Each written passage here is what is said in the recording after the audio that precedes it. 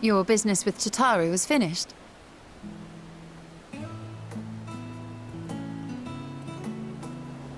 My, what a thoughtful surprise. Whatever would we do without her? Indeed. And she's right, you know. It hasn't been all doom and gloom.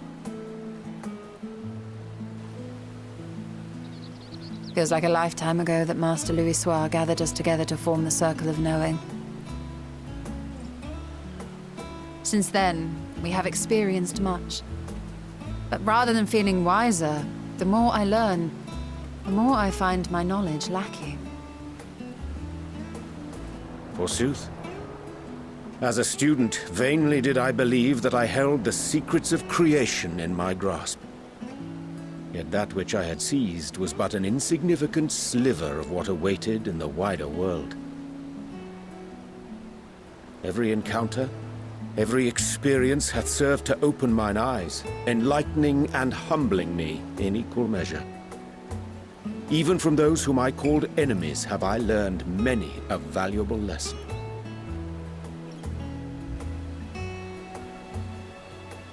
What will we learn at the edge of the universe, I wonder?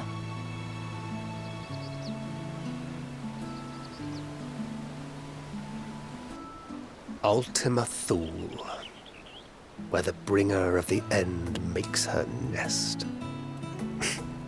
I, for one, can't possibly imagine.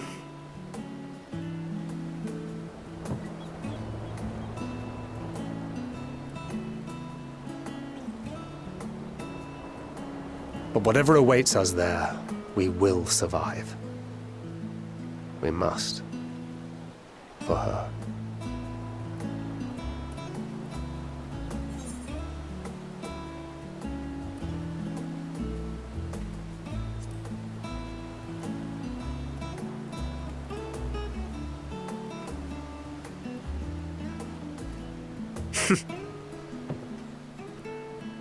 Gods, it feels like only yesterday that we went on that mission to Drybone. We've both changed much since then, have we not?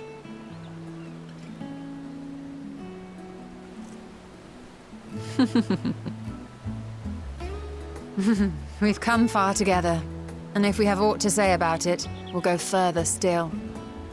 Aye, we will avert this calamity and return home. In preparation for which, we must give thought to what we hope to achieve after the proverbial dust has settled. What with the primals and Ascians all but dealt with, I suppose we'll need to look for new hobbies. In all seriousness, though, in uniting to overcome a common foe, the disparate peoples of the world have found a way forward together. It's a truly gratifying sight to see.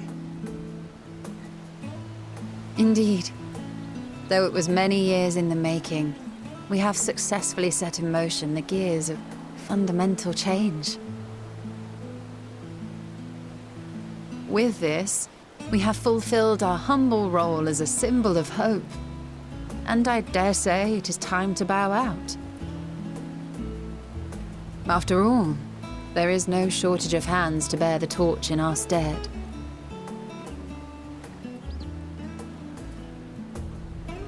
You know, I never really considered I might live long enough to see an after. But even if my time as a scion came to an end, I don't expect that much would change.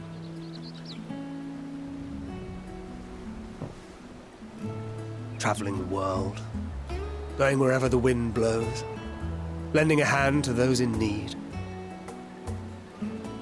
A journey for journey's sake. It doth suit thee well. I must confess, I too have yearned to see more of the world. If thou art amenable to the suggestion, I would accompany thee. Mine ability to effect an air of normalcy through artful disguise is much improved, thou must concede. Aye, well, improvement is relative. You still look suspicious no matter what you wear.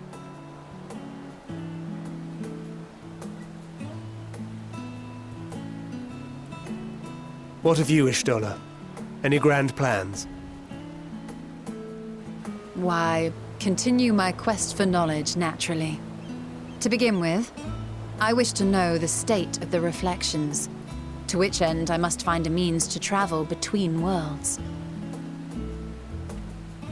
'Tis the least I must do if I am to keep my promise.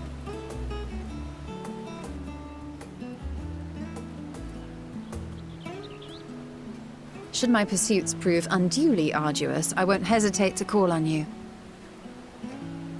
And in return, I will take you to see Reen one day. I'm sure you cannot wait to see the fine young woman she has become. Spare me.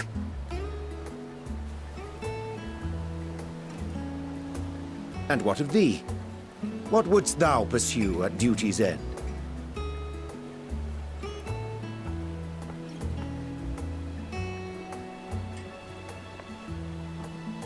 Here's yours. My apologies for the wait. Well, shall we make a toast?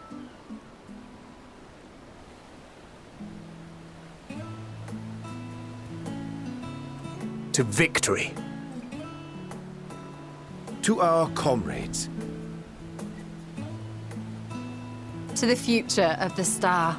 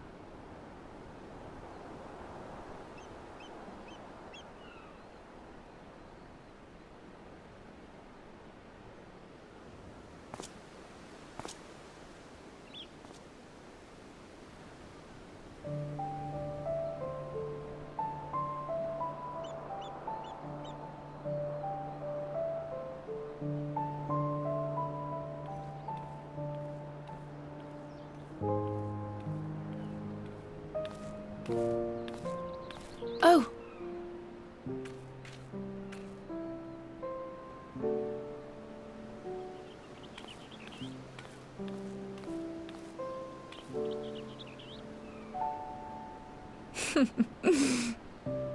Knowing them, they're probably dreaming about the celestial adventures to come. Just as well. They've been running themselves ragged of late. Unlike you and the others, I'm a few steps removed from the danger and excitement. The things you all get up to never failed to impress me. But by the same token, I can't help but worry. Not only for your safety, but for your happiness. After everything you've sacrificed, you earned it 1,000 times over.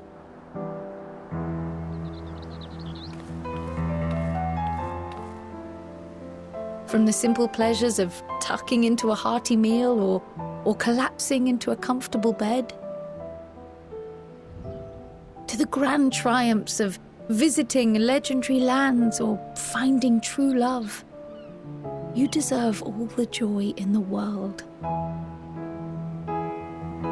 There is so much that life has to offer, so much to be treasured and shared with those we hold dear. So promise me this. Come what may, you won't give up on your own happiness.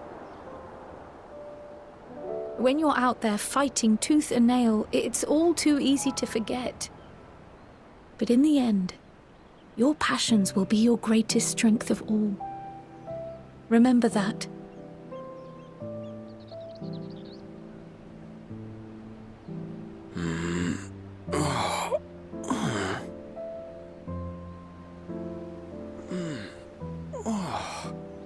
This feels familiar. Well, 'tis good to be...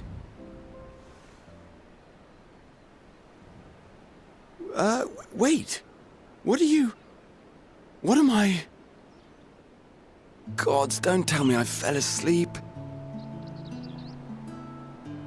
Not that there's any shame in it, but you were sleeping like babies. Oh, how embarrassing.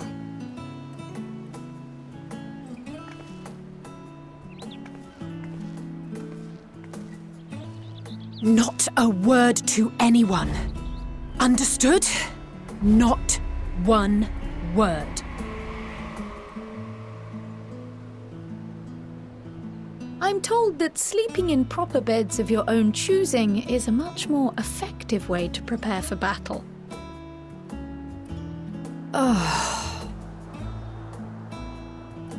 So, what were the two of you doing here? I had a few books to return to the library. Thought I'd take care of it while I could. And you?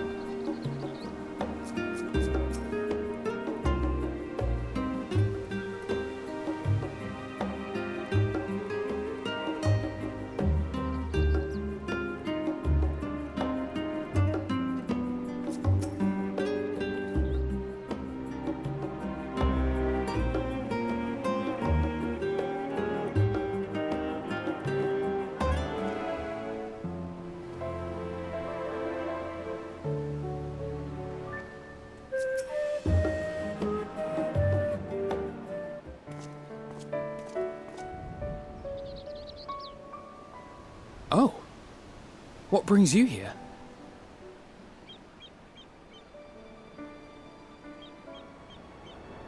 Ah, so you were worried that the Levier household might again be gripped by turmoil.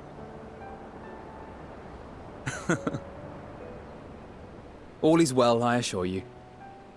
In my letters home, I had made mention of Estinian, you see. My mother wished to meet the legend in person, and so we arranged to have a spot of tea together. Where were you in my hour of need? Fell beasts I can face, but I'm not made for idle chit-chat with lords and ladies. Well, I for one thought you held your own. Mother was the picture of delight. I might have been delighted myself, were we in a tavern with more agreeable drink. The thought of fleeing crossed my mind, but what then? I'd never hear the end of it, least of all from Tataru. I'm sorry. 'twas not my intent to cause you such distress. It's just... it was one of the things I didn't want to leave undone ere we set forth. That's not to say I think we won't be returning.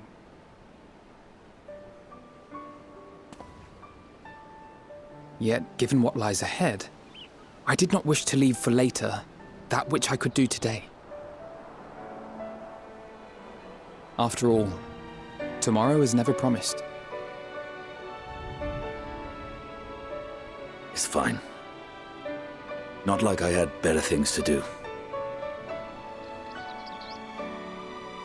Besides, seeing you with your mother brought back fond memories of my own.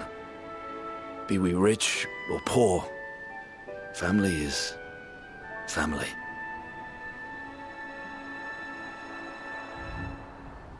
Well, it's past time we were on our way.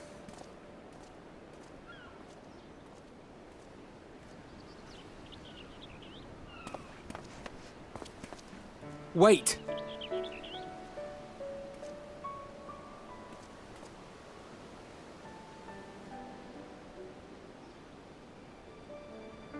Since I left home, I've made a great many mistakes. Mistakes for which I can never make amends. But through it all, you didn't give up on me. To have returned here with you at my side, it means more to me than you know.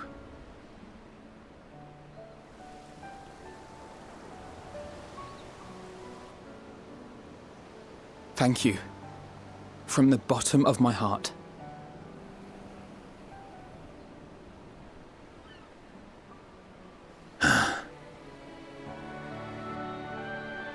Forgive me, but it needed to be said. I'm the one who owes you thanks. Were it not for you, I would not be alive today, nor come to terms with Nidhogg's spirit. I am ever grateful.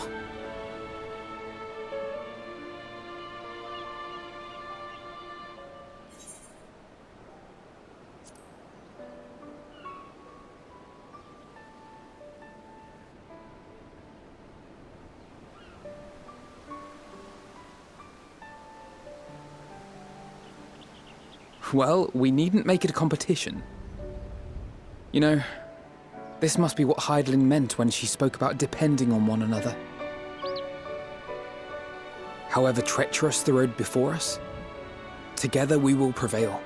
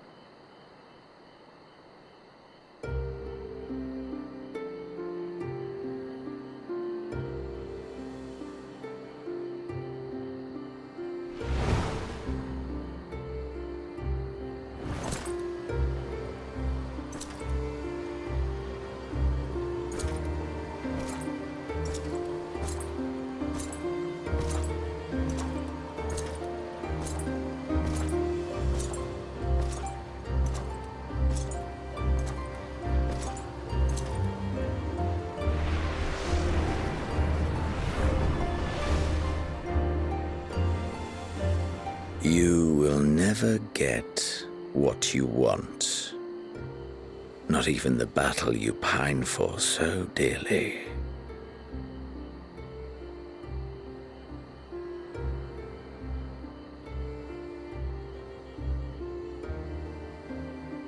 In that transcendent moment, what was it that I sought in you?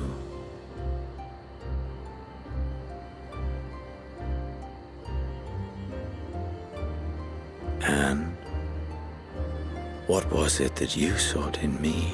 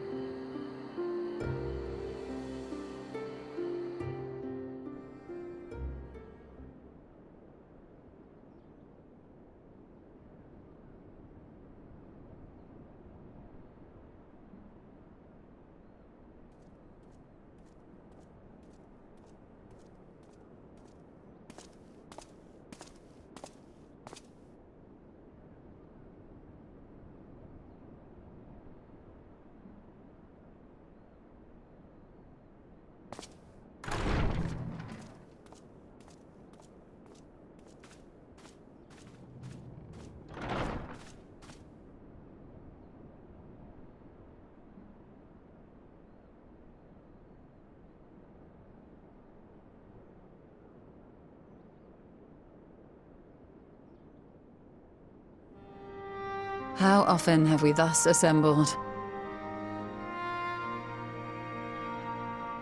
To combine our knowledge and seek solutions to the problems before us.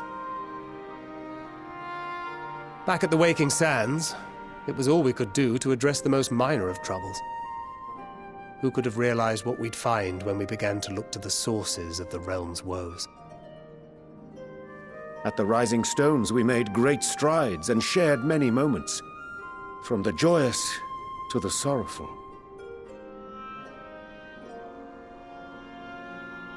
We've had occasion to call other places home too. Be it Ishgard or Kugane, we were fortunate to find sanctuary wherein we might take stock and continue our fight.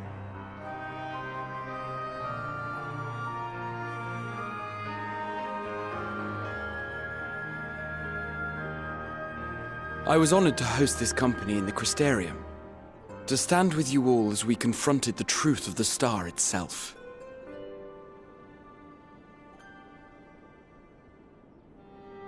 And now from this place, we go to fight the most important battle of all.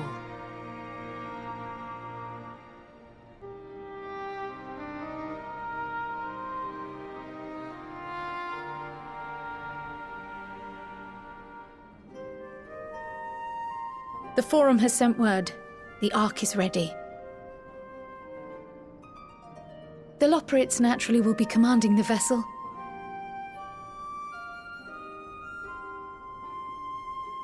They will see the 8 of you to Ultima Thule.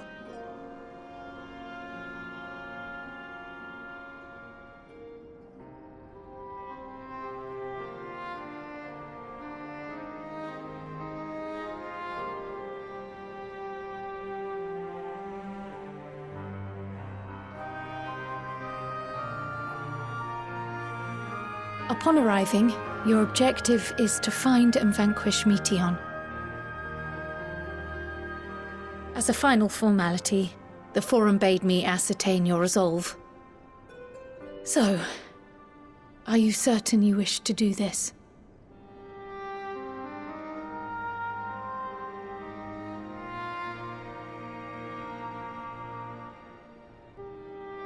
We are.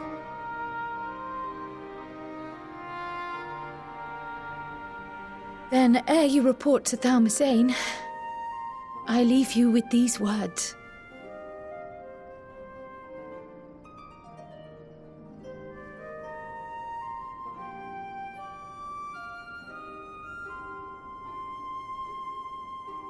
You must triumph. What that means will differ for each of you.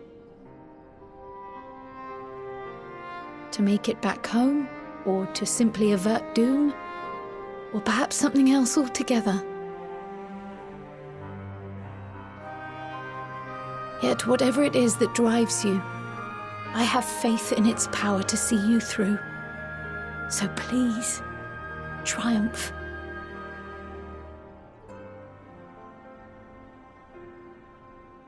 Triumph, as we who remain behind believe you will.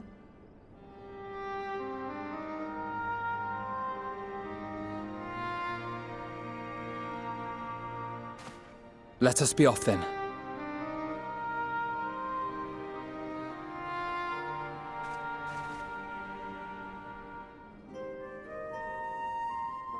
Wait!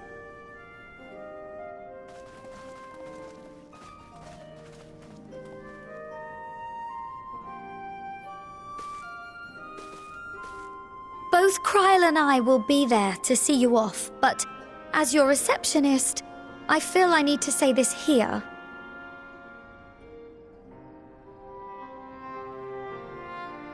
Safe journey, all of you, and be safe.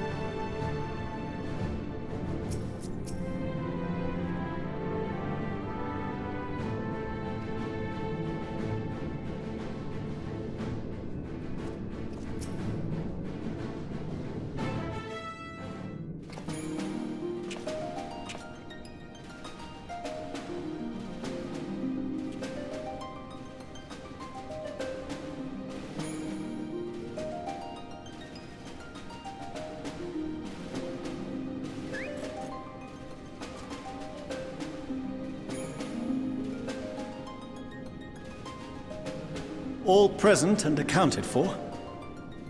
Good. As you will have heard, the Ark is ready. All that remains is to board and be on your way. I've seen my fair share of tight schedules, but this was bloody murder. But we did it. We finished the ship. It's safe, fit for purpose, and looks good to boot. Aye, it's a garland through and through.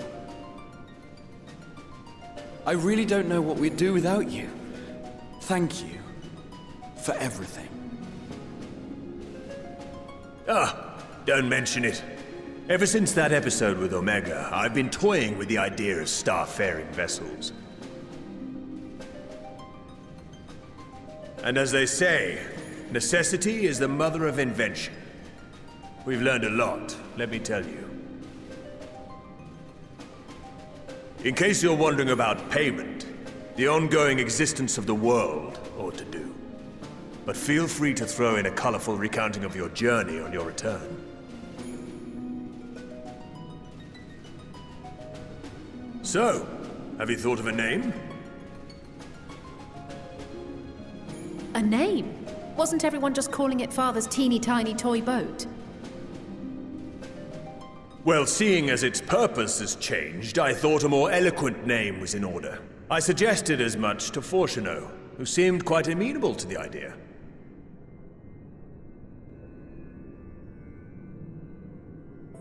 As you know, this vessel is the culmination of heretofore unprecedented collaboration. And though said collaboration is owed to the Scions, there is another whose noble deeds made our work possible.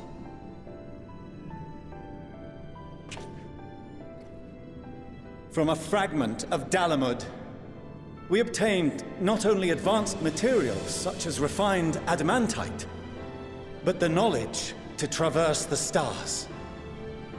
And this fragment would not have found its way to us had the Archon Louisoix not fought to protect this world. And in so doing, laid down his life. Now that the vessel stands complete, I cannot help but wonder if it was more than mere happenstance. If it was my father's intention to guide us here. In the hopes that his guidance will see you all safely home, I name the vessel after that self-same fragment of Dalamud he delivered unto us.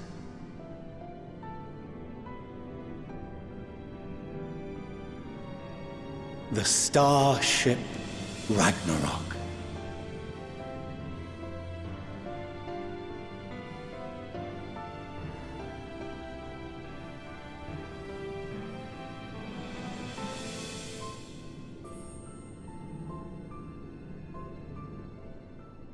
Sorry for the wait. I got everyone you asked for, and not a one less.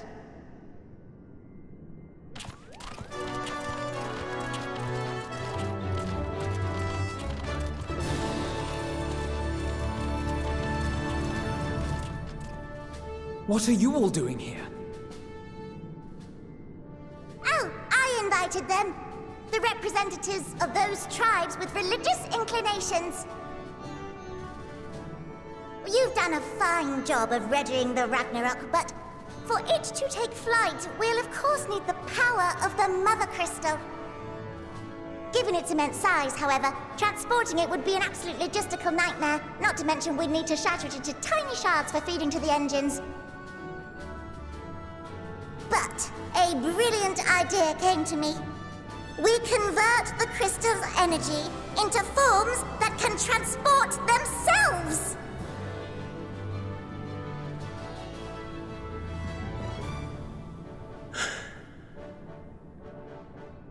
Thou wouldst employ summoning, or should I say its precursor, creation magics. Care to explain for our benefit? As you may have witnessed at Bestway's Burrow, the Loporrits are capable of creation magics, which they use to shape the moon's environment. Yet simple though they make it seem, 'tis a highly advanced and exacting art.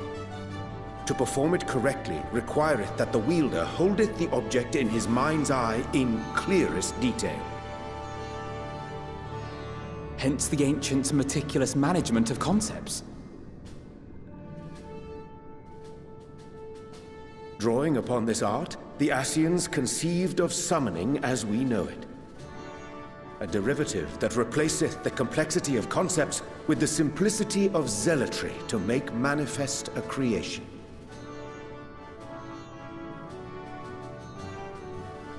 I see.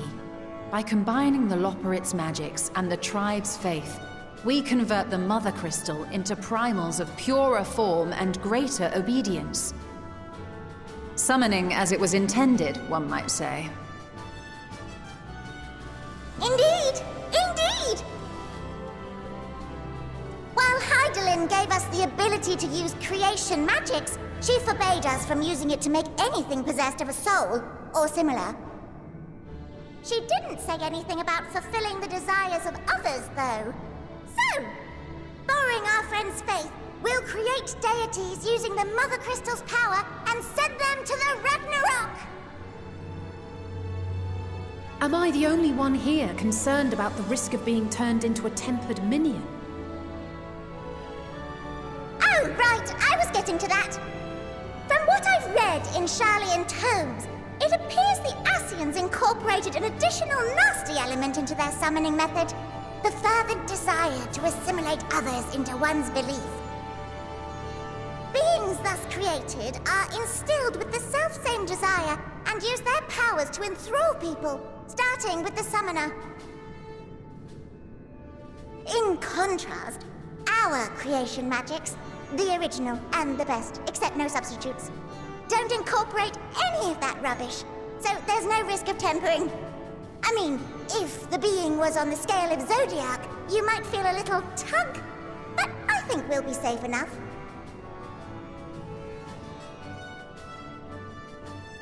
Truth be told, I do not understand the intricacies of this plan. But none of us would ever turn our backs on you. When the avatars of our faith ran amok, you intervened without decrying we who birthed them. Where others vilified and suppressed us, you offered understanding and friendship.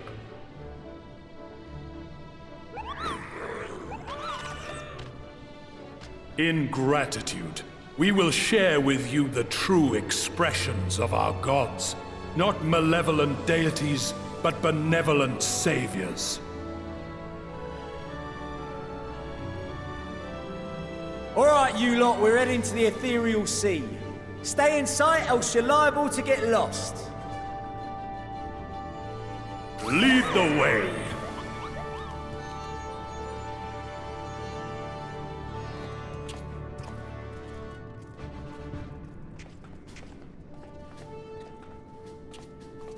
May we have a moment? In anticipation of the day man might journey to the stars, we developed these.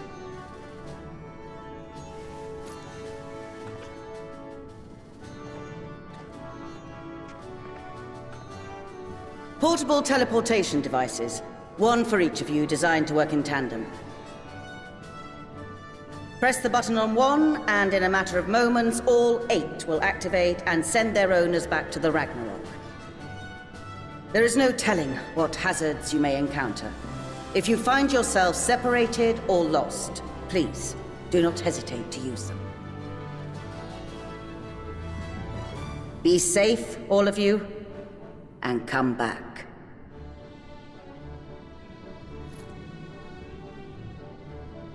You as well. I pray you take care. Looks like everything is in order, so I'll go ahead and board. A few of my fellows will remain to assist with the summonings, but rest assured, the vessel won't want for competent crewing.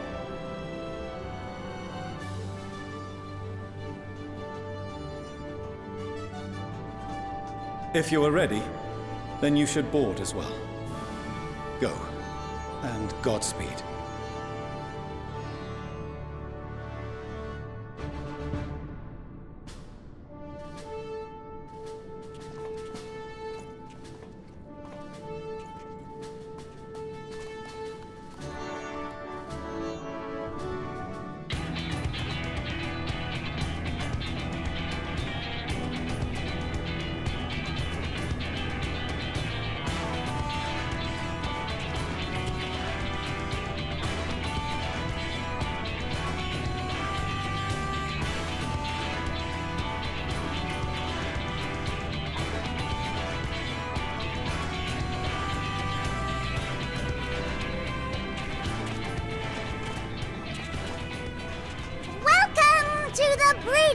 Everyone!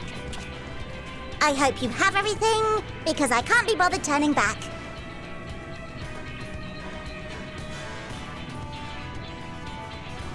Right then, make yourselves comfortable. We're setting off in just a moment.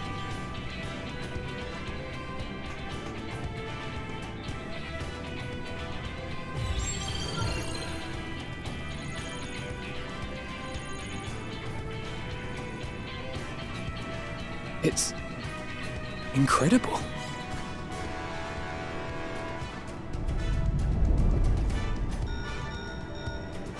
This is Forshano. Can you hear me? The preparations for the summonings are complete.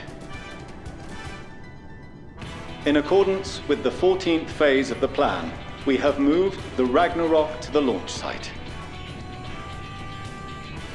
The gates are open. You may depart when ready. So, are we ready?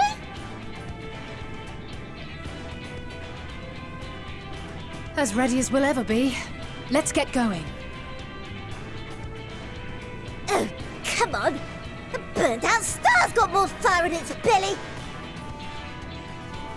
Try it again! With feeling!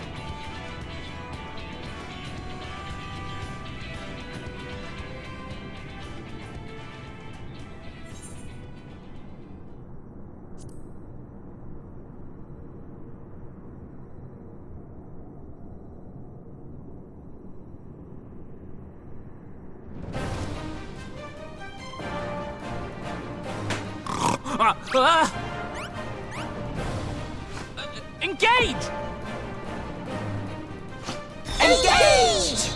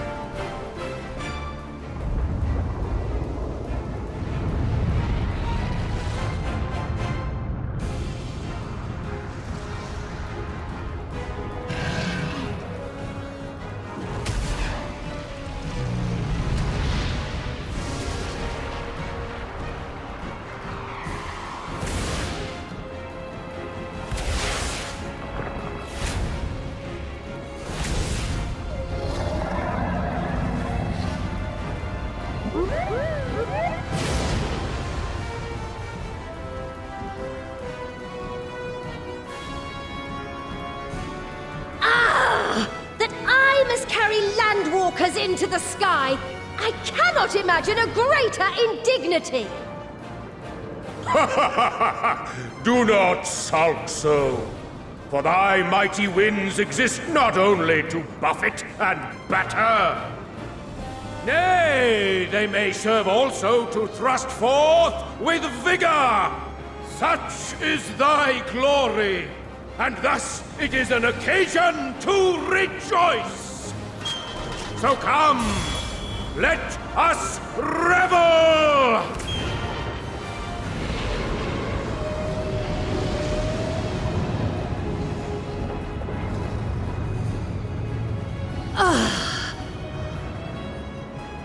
So long as the wind blows freely, I suppose all is as it should be in creation.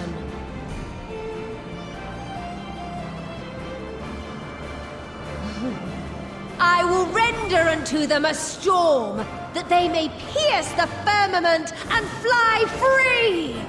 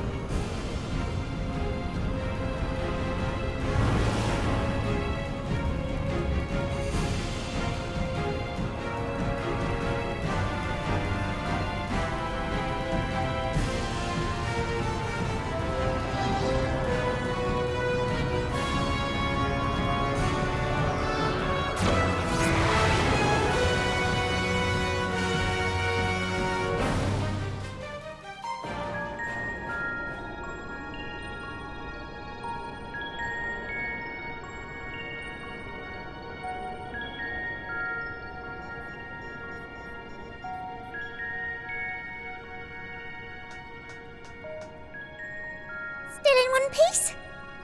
Good. Sleeping way? Report? All's well. Fantastic, even. Thanks to the power of those primals, the engines are roaring and we're ripping along. All values are also within projected ranges. Time to destination is 8 carats. Perhaps 7 at a pinch.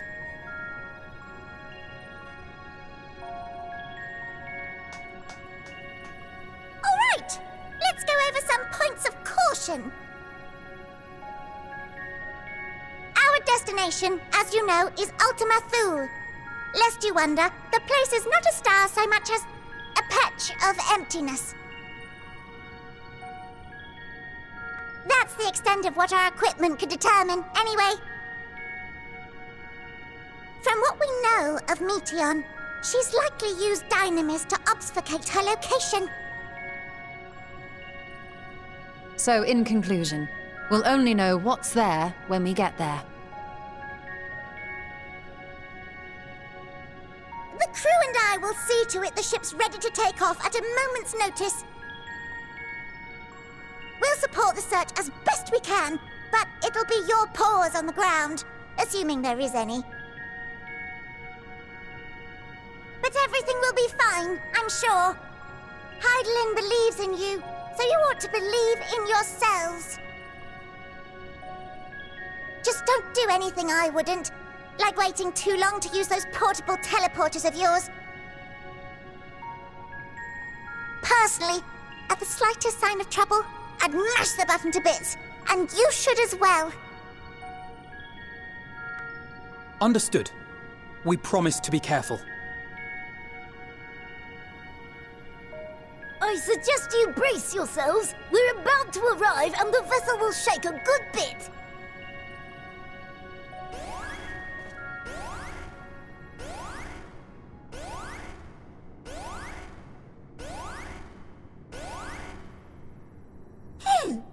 What is this? Something is... interfering with the equipment.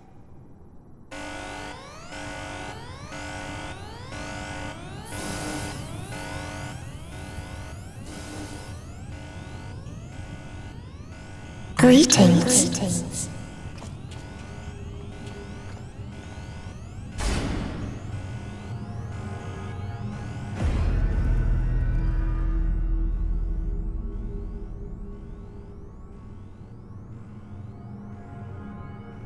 Greetings. Can you hear me?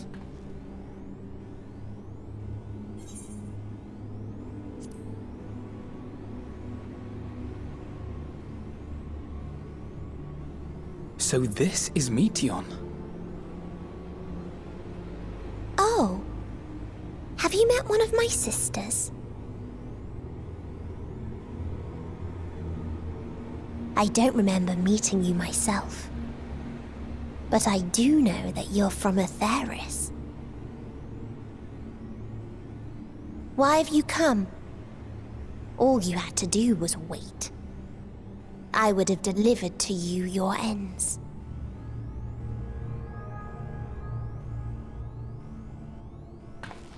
We didn't ask for that. I don't understand. All life is destined to end. Why choose to prolong your suffering? Effort, ambition, love, they amount to naught. Happiness, should you find it, is inevitably lost, stolen away by events beyond your control.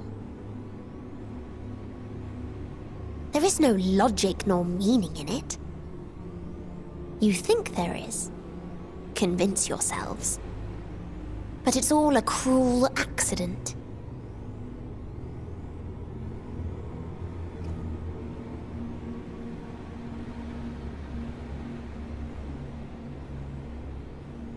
Come now. I speak the truth. A truth you would recognize if you looked up at the night sky. Unbroken emptiness. Cold, dark, and silent. Your world, like every other, is but a blemish upon its perfect fabric. Life is an anomaly. It is unnatural and cannot continue. The sooner you accept this, the easier it will be. Just to be clear, we're not here to argue with you. We know that life is fleeting, and that in the short time we have it, we're not assured happiness.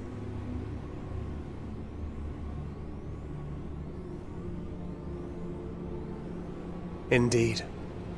I've seen far more sorrow in the eyes of many I've met. I myself have plenty of regrets. And one day they'll die with me, gone to dust with my good deeds and unfulfilled dreams. But we accept this. That our existence may seem pointless. That sorrow, rage, and despair will always dog our heels. And we press on regardless. That is why Hydaelyn guided us here. In her boundless love for mankind, she has prepared us for this trial, and in her name, we have come for you.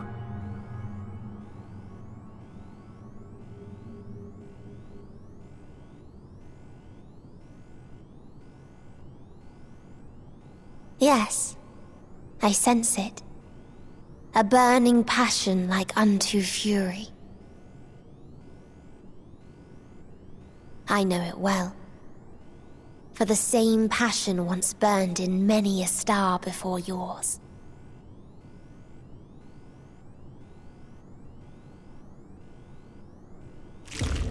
Suffocated and extinguished now.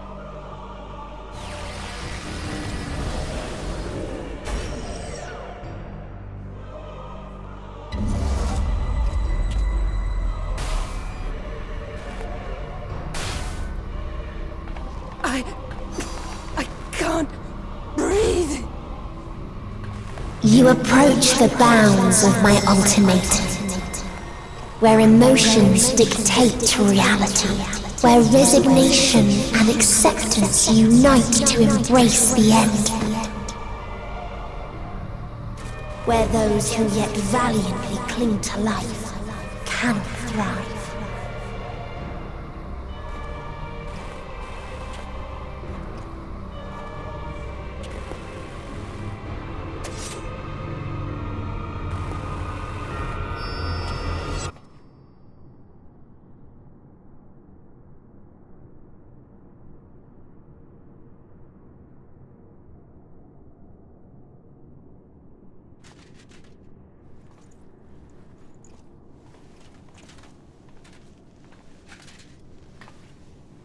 fury.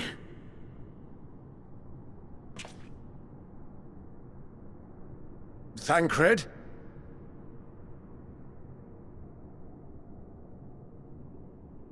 Meteon has gone as well. Mayhap he awakened first and gave chase. Everyone?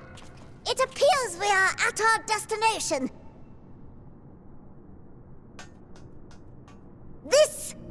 This is Ultima Thule. Not that we knew what to expect, but I wasn't expecting this. From atmospheric composition to ambient temperatures, all readings are within permissible range. This place is capable of supporting life.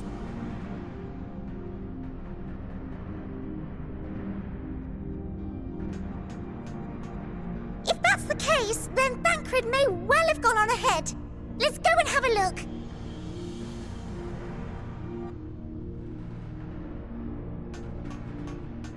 Meanwhile, I want the rest of you to perform a full inspection of the ship, as well as a biological scan.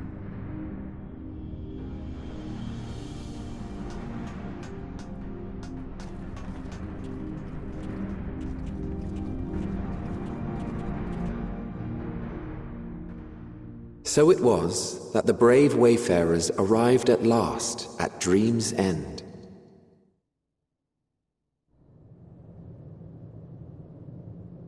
In following their path walked and history written, I am made keenly aware of one truth. Though the curtains may fall again and again, so long as others take the stage, ever shall there be more tales to tell. So, let them bring it to a close, I say. Let the curtains fall upon this, the final chapter in the tale of the star.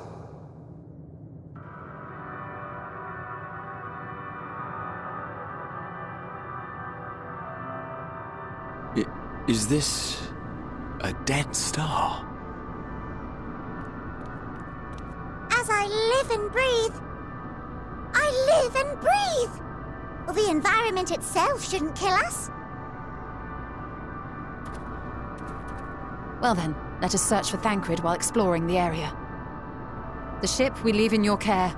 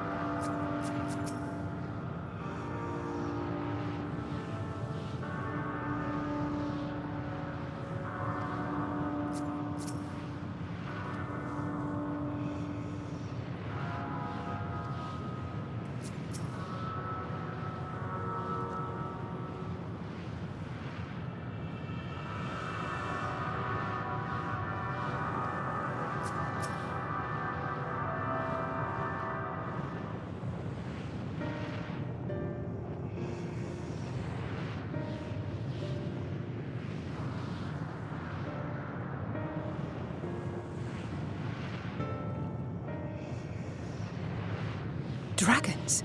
Here?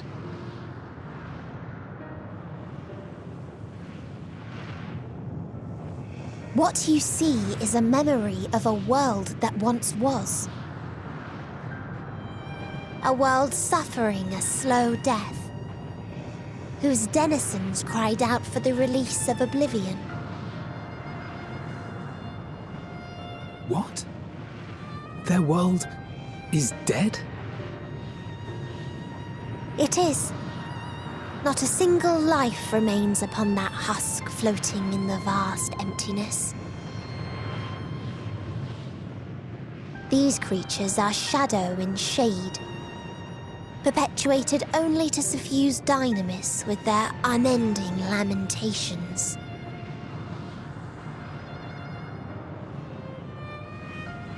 Our friend Thancred. Where is he?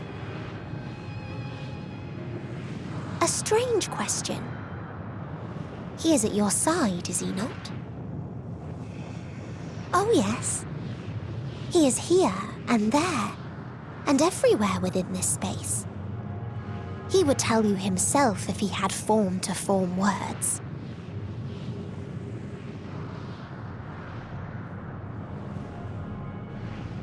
Huh. Such loathing and uncertainty. You don't know why you still exist. In like manner to the oblivion I send, I tried to drown out your ether with dynamis. Beginning with this Thancred, who came at me despite being unable to breathe. Such a simple thing, unmaking men. In the blinking of an eye, he was gone. Didn't even have the chance to be transformed. Yet somehow, he managed to leave a slither of himself behind. What you call the heart? Or perhaps the soul. In his final moment, he cried out from it. A single word. Survive. That wish proved stronger than the despair that ruled here. It overpowered it, causing this space to be remade. Into a place you can perceive, and where life can endure. That you draw breath is proof that his soul lives on. For how long, however, remains to be seen. Well then, we should hurry and tend to business.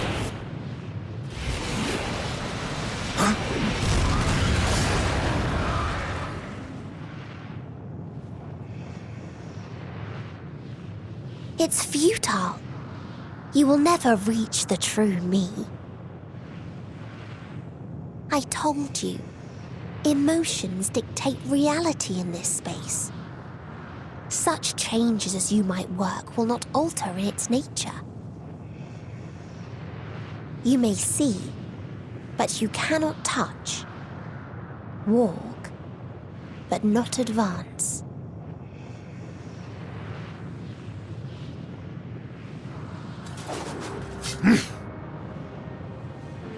Meteon holds too much sway here.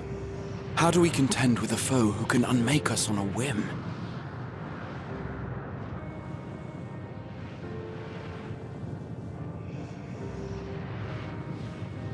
I do not know. But Thancred gave his life that we might come this far. We must press on. Agreed. We cannot turn tail here. Not without something to show for our comrade's sacrifice.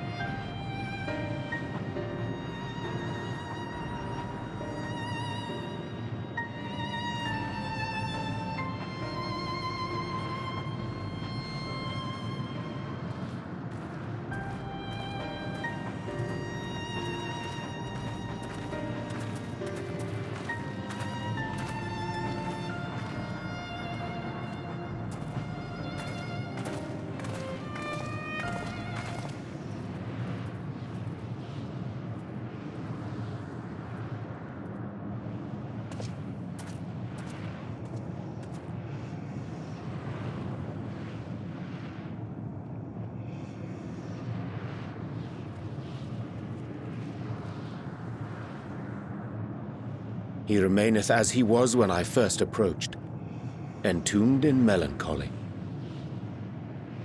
I see. Perhaps I could... I'll handle this.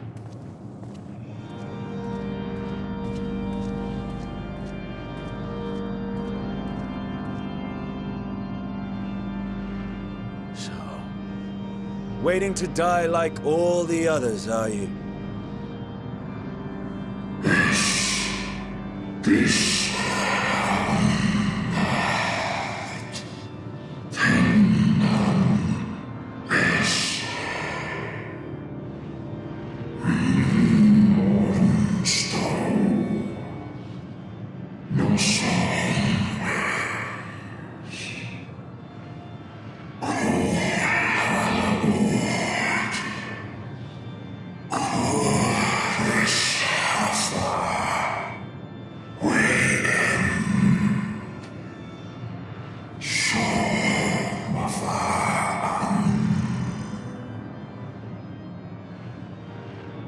So you say.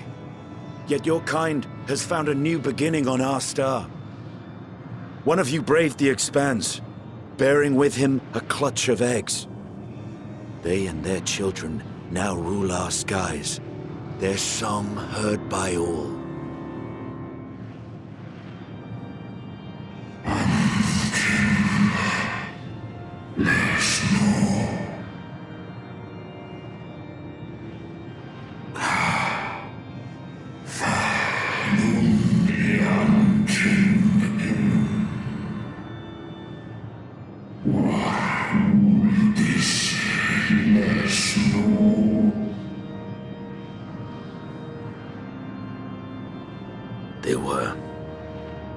They suffered much, and repaid their suffering in kind.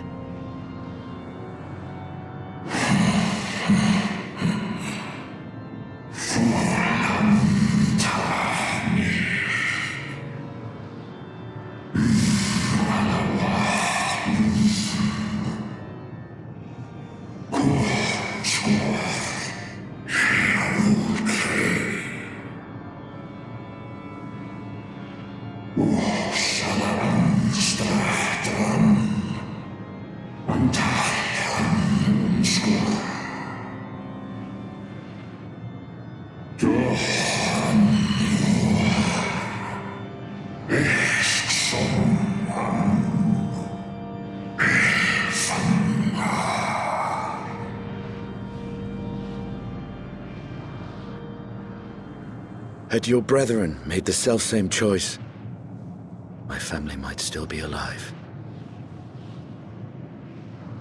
Yet lasting peace does not come to those who simply retreat from conflict. No, you must be willing to confront it, to stare into the face of your foe, and see yourself in him. Only then can you break the cycle of torment and tragedy. This lesson, a dear friend taught me at the risk of his life. There is no nobility in your penance. You wallow in self-pity. And after everything we've endured, we will not let you stop us.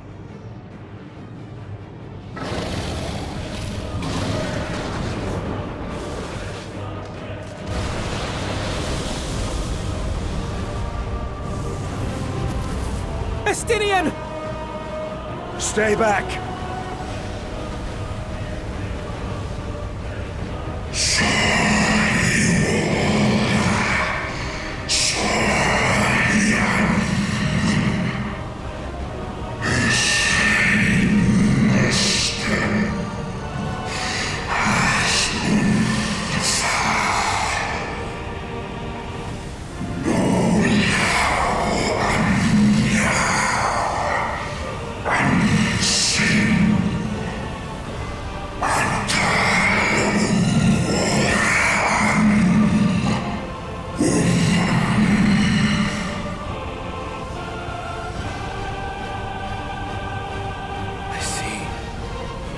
Theirs is the emotion that bars our way.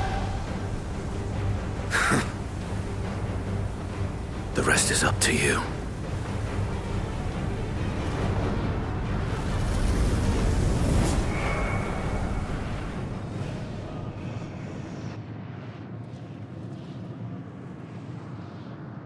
No! Not Estinian too!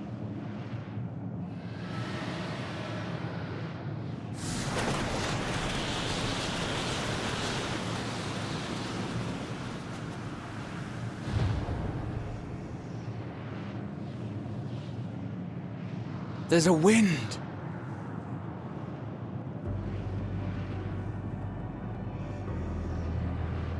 He's opened the way for us. Sacrificed himself to remake this place, like Thancred did.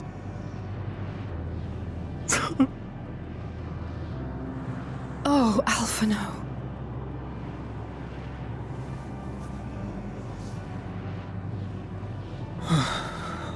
Come. Let us follow the wind. It will not lead us astray. He would not.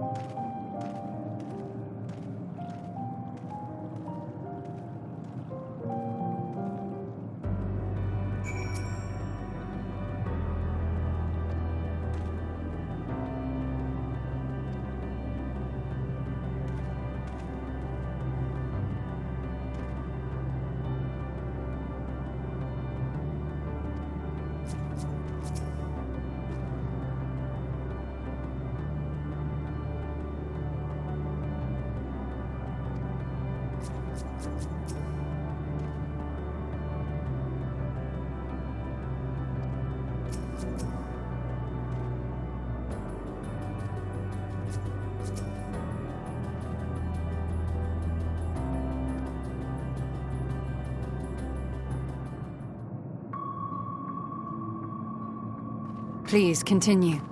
Tell us about this truth you discovered. Very well. Bear in mind, however, that the purpose of this conversation is not to impart scholarly knowledge, for such requires that you comprehend the subject matter, which you will not. We will forego the intricacies of our scientific methodology and deal only with the conclusion, the end of our society and our world.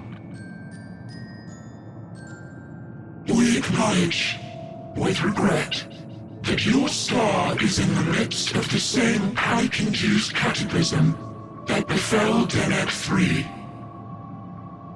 As such, in order to avoid causing undue distress, we will refrain from explicitly stating how much time you have remaining.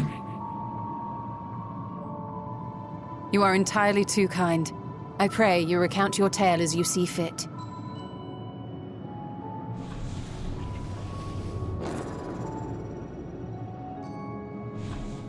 In the beginning, the universe was but a tiny particle.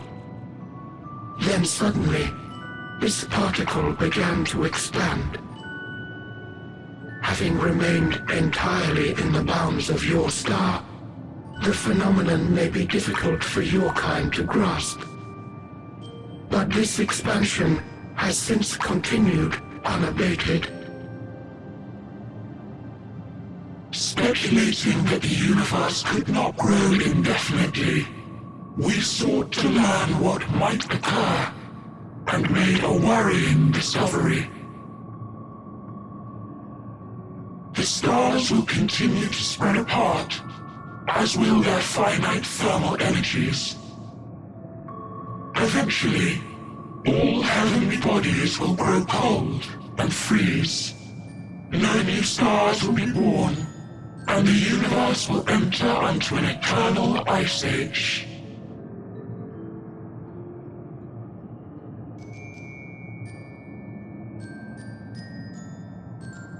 In hopes of proving that this determination was erroneous, we scrutinized our research from all angles, even as we sought to avert the everlasting winter. The endeavor proved fruitless. So infamously so, in fact, that it became synonymous with vain effort. The universe as we know it would end, and there is no way to prevent it. Beneath the weight of this knowledge, our society stagnated. Though we had time still, it was a cold comfort. Why strive for anything when desolation is assured? When our wealth of wisdom, accumulated since the dawning of our kind, would be forever lost. No civilization would rise from our ashes. No scholar recover our knowledge. In silence unbroken, naught would stir.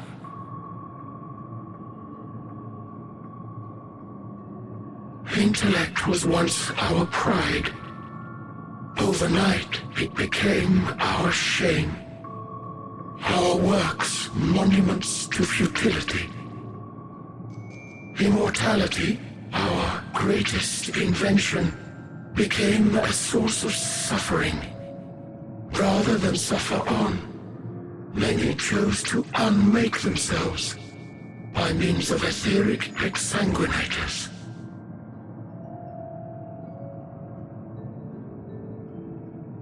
Etched upon these stones are the testaments of such souls. Though many left no words at all, thinking it a pointless gesture. Once we have obtained vessels of flesh, we likewise intend to vanish. If you understand this, understand aught of our tale, you will abandon your quest for knowledge. Ignorance truly is bliss. If you would cling to your illusory happiness, remain primitive and pure. It is the only way.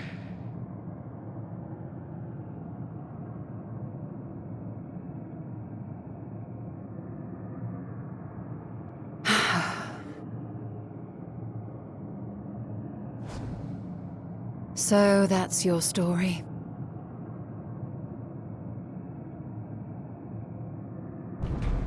While I appreciate your advice, I will not heed it. Convinced though you may be of this truth, it is yours and not mine. Indeed, truth, I have ever believed, is in the eye of the beholder. Are you suggesting that we have reached a faulty conclusion? That our science failed us? Hardly. As you yourself said, the subject matter is beyond my comprehension. And that, I accept, is true. I do not possess the knowledge to prove or disprove your conclusion. In my mortal years, I doubt I could even approach the wisdom of the Air. But of one thing am I absolutely certain. I would not be happier in ignorance. Y'shtola, no! You mustn't!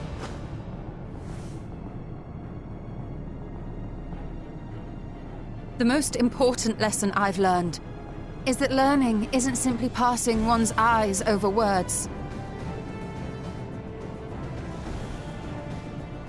Nay, 'tis when understood for oneself that knowledge attains its true value. This is what has sustained me, driven me onward in joy and wonder, in anger and sorrow.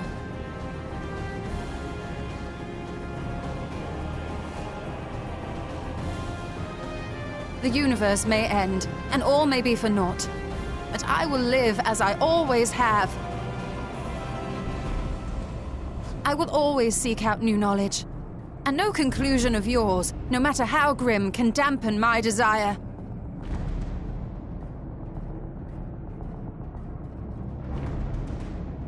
I suppose it is only to be expected. Their feeble minds cannot fathom the terrifying gravity of it all. But worry not. We consider it our duty to enlighten you. And we will not stop until you grasp the full extent of our despair.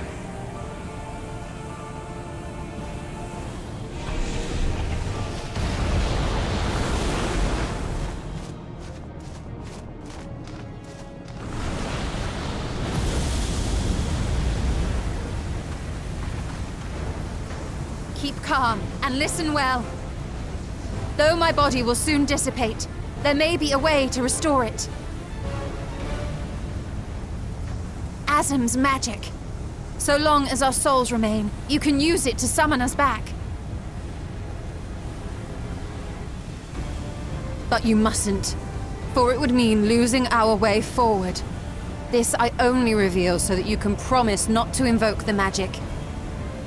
We came here knowing what victory may cost, so press on. Press on. And do not look back.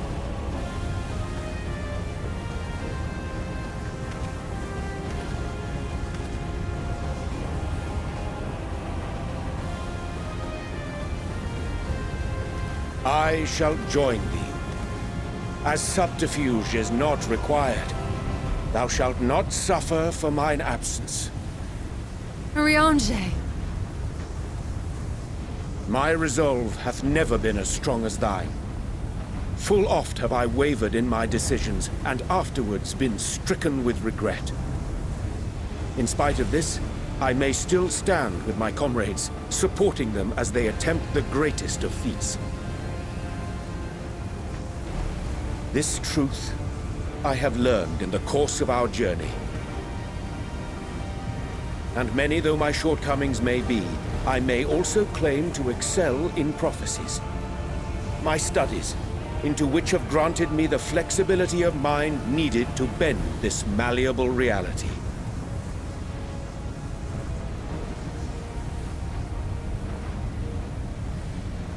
Thus shall I hope that thou mayest have the strength to resist, and our comrades the strength to continue.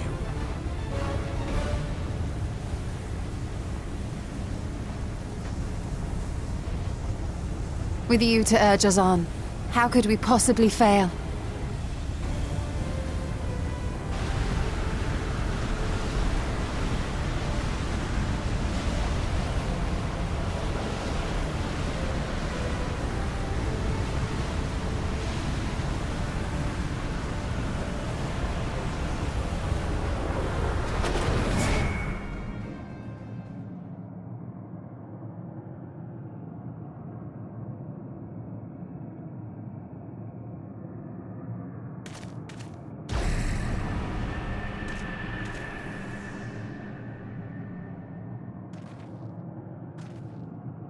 What's this?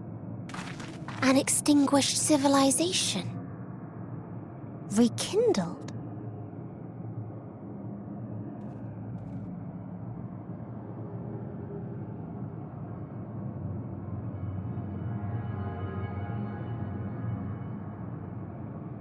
That's right! Our quest doesn't end here. We'll press on, and we will find you!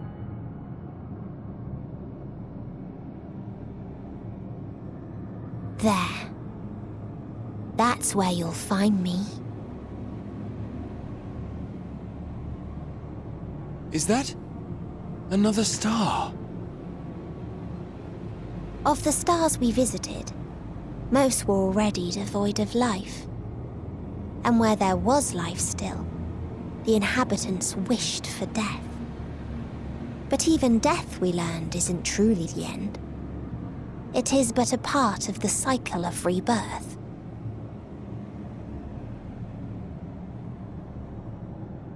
Souls return to the star, or in its absence, a larger flow. And eventually they are reborn.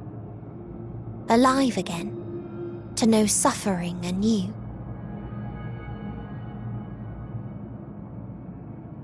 True salvation lies not in dying. It lies in not being born. This is the gift I would give to you. To all life on beautiful Aetheris. To that end, we created an egg wherein life cannot quicken. That dead sun. Attain it if you can. Before your friends' emotions fade away, along with their protection.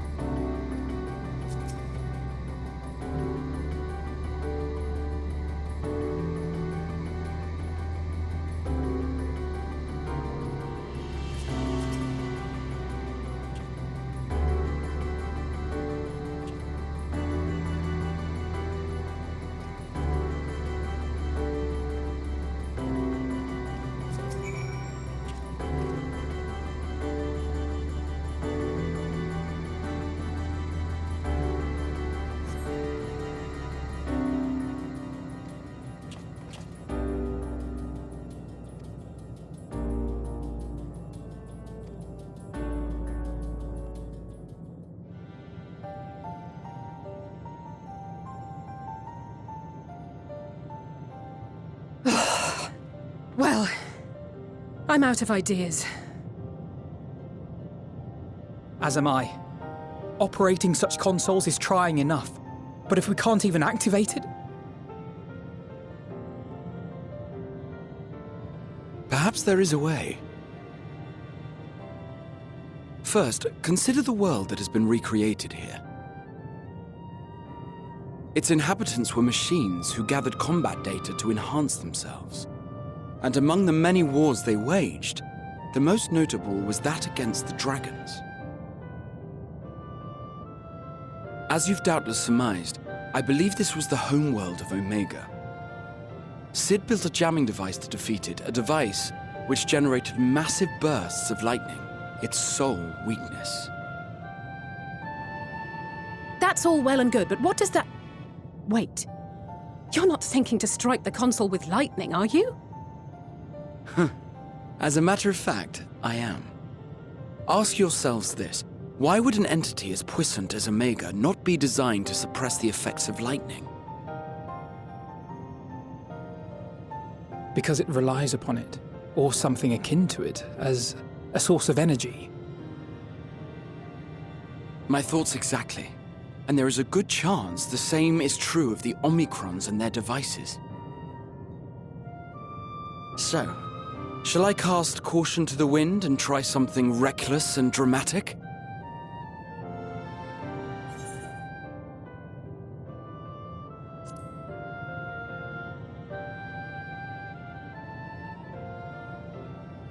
Very well. Here I go.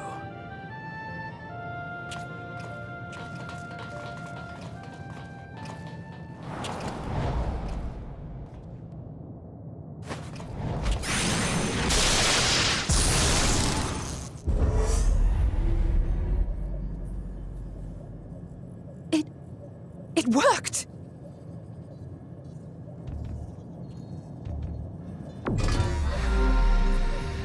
Opening connection to Communications Module 1. Connection established.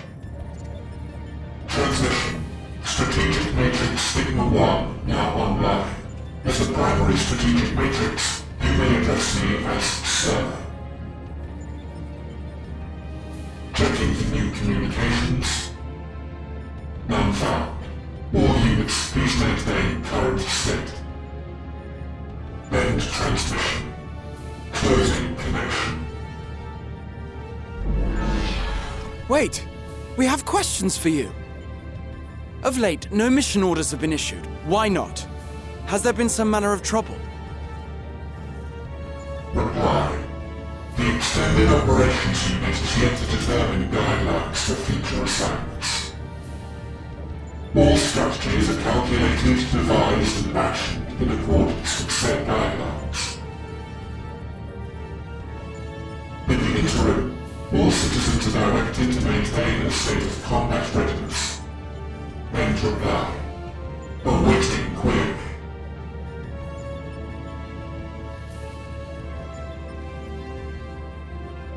Can you tell us why the Extended Operations Unit hasn't yet determined the guidelines? Unable to comply. Information unavailable or access restricted. In that case, is it possible for us to communicate directly with the unit? Access denied. Unable to establish connection. Is there anything you can tell us?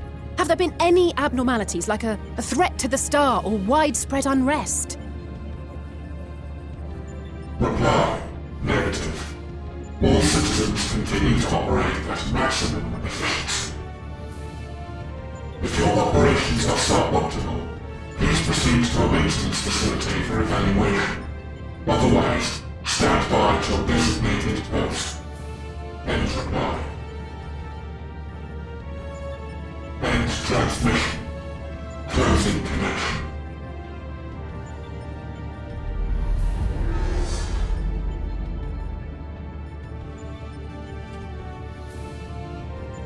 I could activate it again, but I doubt it would be productive. What do you think? If all the Omicrons really were running as efficiently as it claimed, then I doubt they were hoping for life here to end. As this Sir told us, there just haven't been any new instructions, and everyone is standing by. Should be standing by at any rate. If there are those that are neglecting their duties, perhaps we can glean a clue from them. I propose we take another look around, and also try to find the operations unit.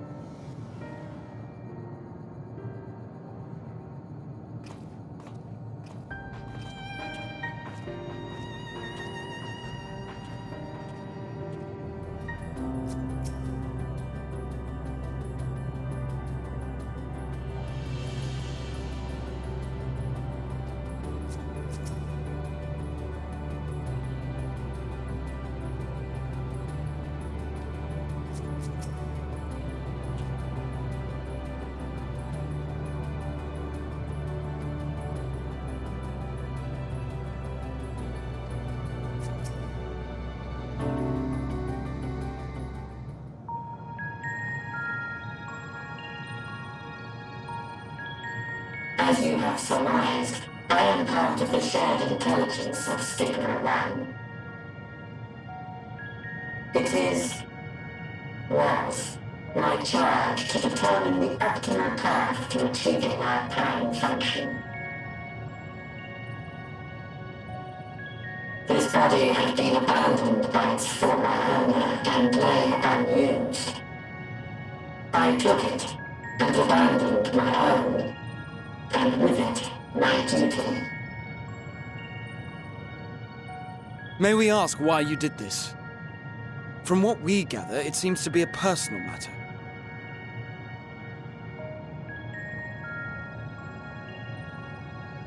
Our kind did not always look as we do now. Long ago, we possessed frail and feeble bodies. Beleaguered by stronger races, our ancestors took to augmenting their flesh in order to defend themselves. What began with limited parts eventually spread to the whole body, and at last, a means was discovered to convert the mind into data, rendering even the brain obsolete. Such complete mechanical beings were called the Omicrons, and by their might, we came to reign supreme over the star.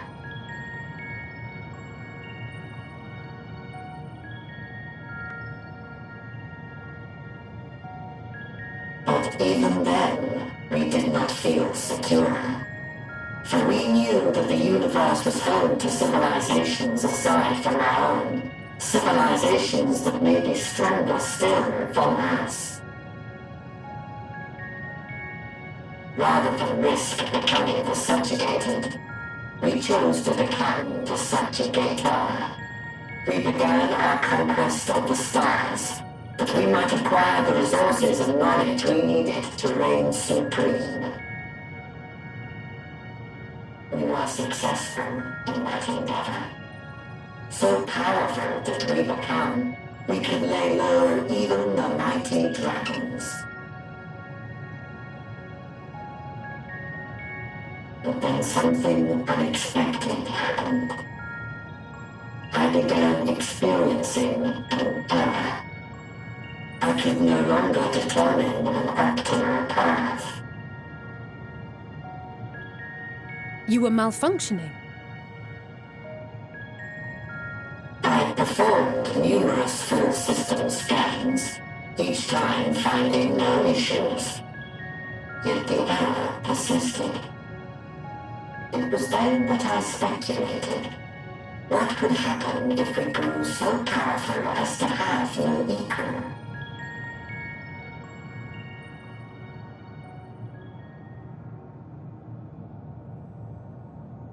To become stronger was essential to our existence. Our every action has been in service to this objective. But if nothing lies beyond this, can it be truly said that it was essential? Have we been engaging only in wanton destruction?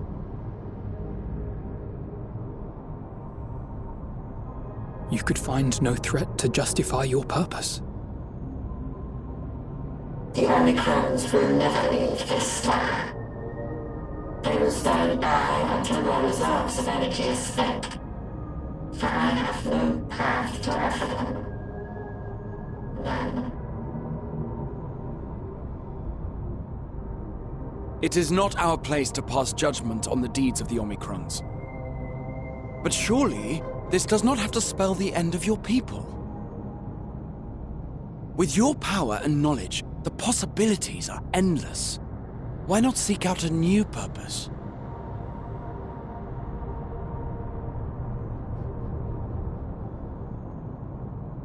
That is impossible.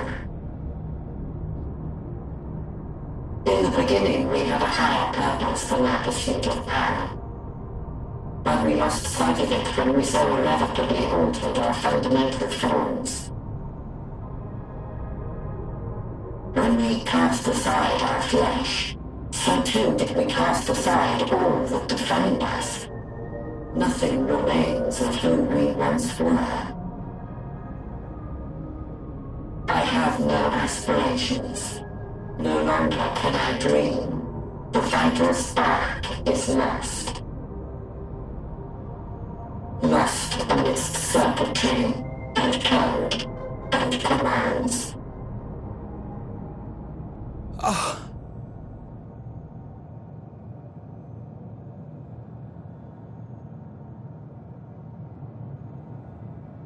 I believe I know how to overcome this despair.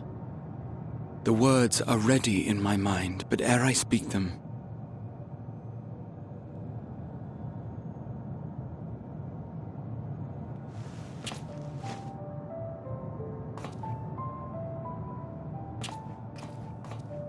I want you to make me a promise.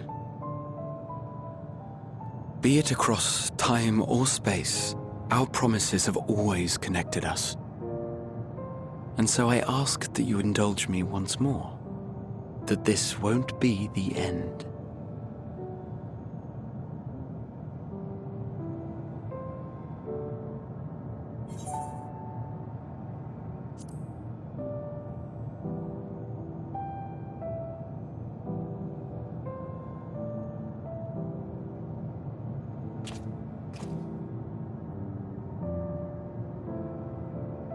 Is that so? In that case, I won't hold back.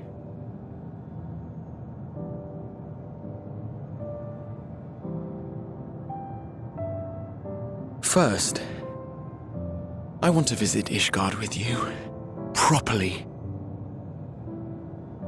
We scarcely had time to look around last time. I should like it very much if you could show me the sights. Next, you must regale me with your greatest adventures, in the places where you lived them, if possible. I may have read about all your deeds, but there is no substitute for a first-hand account. And last but not least, a new adventure together, unlike any we've experienced before. We'll travel the lands, cross the seas, and take to the skies upon the eternal wind, and it will be marvelous. It will.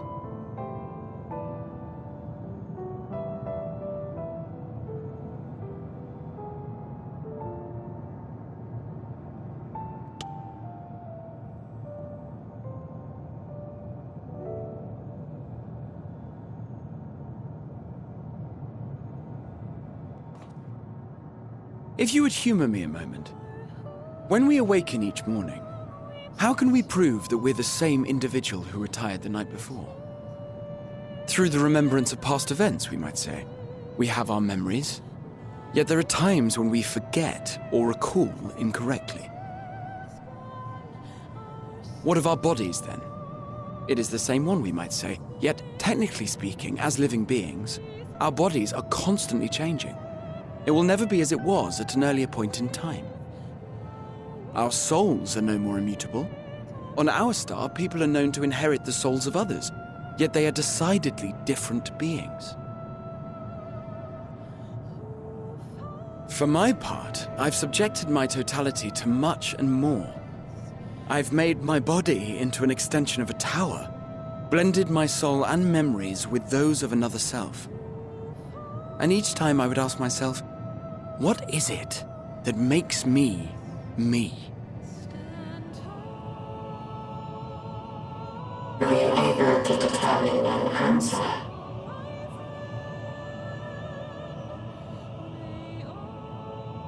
No, but that doesn't mean I'm confused. It simply means I'm the same as everyone else. So I posit this. Who we were need not describe what we now hold in our hearts. Whatever came before, what matters most is the present.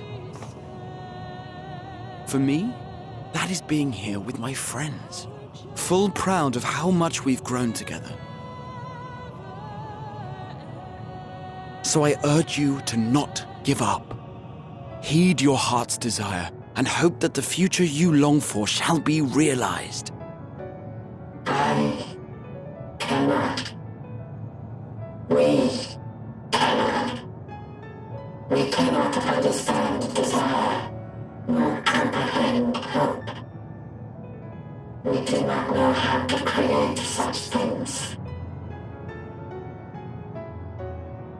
We are not unlike, you and I. I too have struggled to find the courage to express and embrace my wants. If you like, I will tell you a tale. A tale of a world on the brink, of a people who never gave up on the future. Of a man who realized his grandest dreams and then awakened to a grander reality.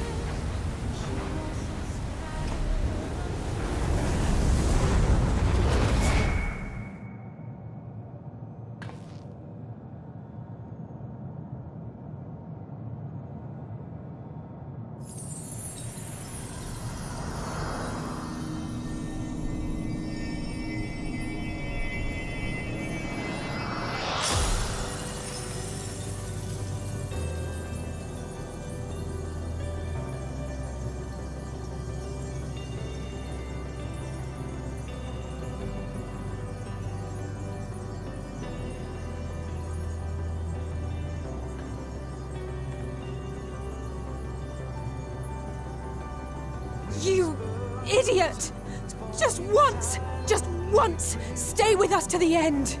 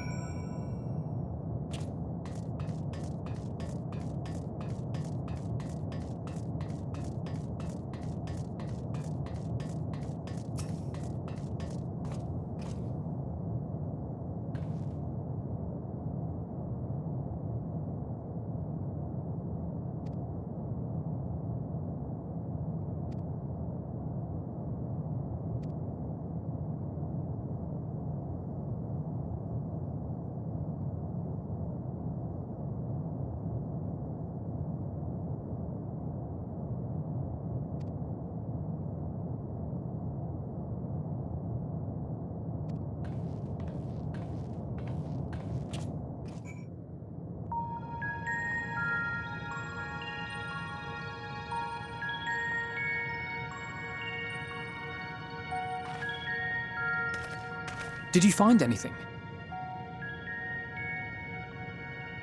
No. This place is completely deserted. And I can't see how we're supposed to move on from here. Neither can I. It's quite the quandary. There are no denizens to bar our path, yet there is no way forward. For another mystery, we did find signs of very recent life. You'd swear everyone just vanished into thin air.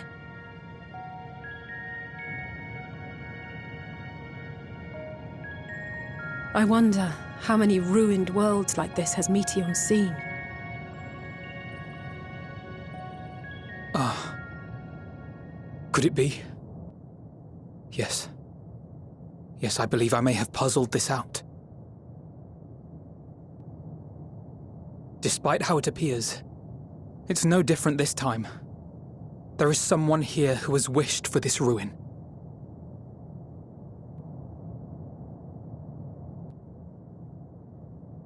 And I believe that together, Alisaie and I can overcome their will.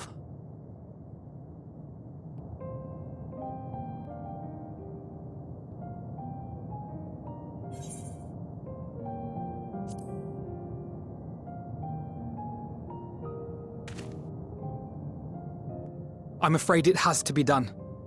For our comrades, for everyone on Aetheris, and for myself. I will not pretend otherwise. I have my fears. Not for myself, but for you, the last to remain.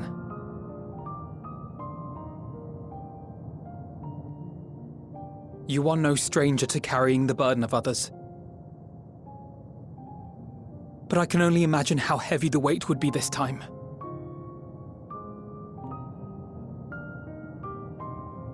As your friend, I cannot bear the thought of making you suffer so.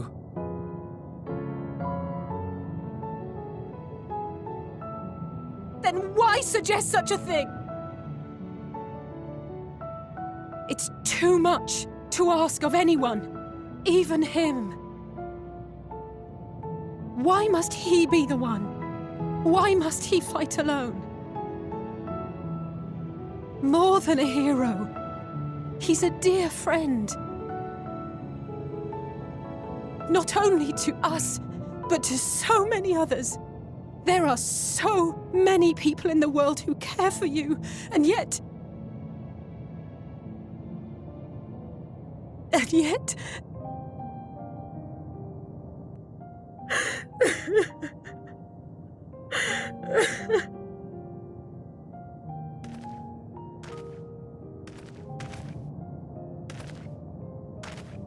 Alisaie, I have an idea. Given the nature of this realm, it may be possible to do more than unbar our friend's path. We might also pave him a new one.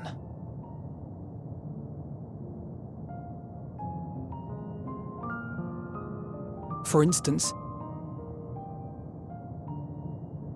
a path where he finds happiness at journey's end.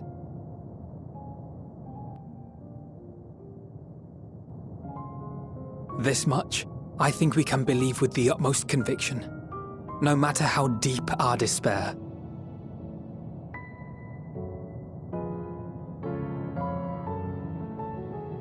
So please, believe in us too, and press on.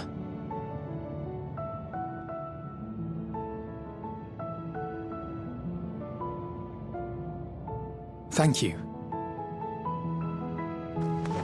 What are you? If the plan's decided, then let's not dally.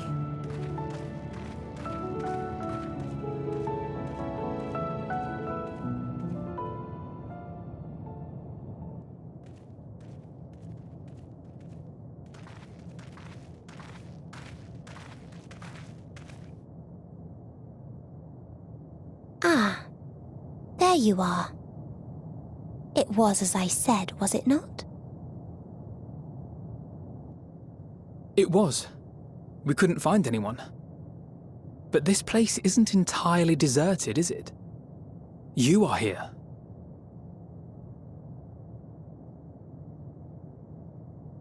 You sought out a star of promise and found a ruined husk. Like us, you explored the devastation. Like us, you were stricken. Horrified by the thought that so many lives could be snuffed out as if they were worth nothing. And the thought that you would have to bear the terrible tidings to Hermes. That which you saw and felt, you shared with your sisters, as did they share their own grim findings with you. Overcome by the pervasive despair of these stars, some of you inadvertently ushered their peoples to their ends. Knowing the horrors you know, anyone would feel the same. They would fear what lies ahead and struggle to move forward. Fear? I had forgotten that such a thing existed. So focused have I been on shepherding despair. If you can remember, then you can still face and overcome your own fear.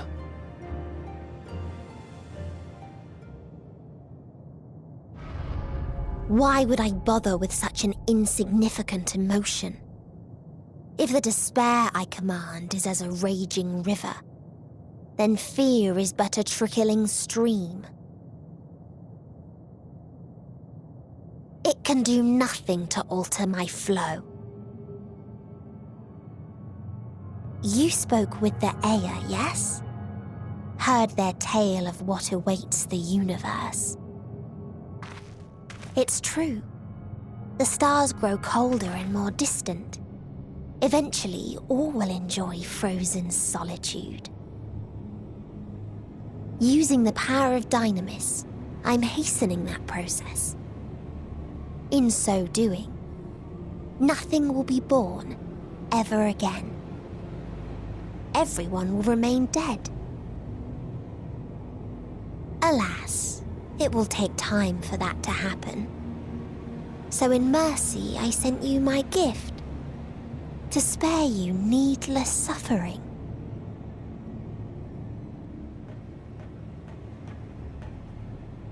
Don't worry. Even if no living witnesses remain to mark the event, I'll make certain that Aetheris has a proper end.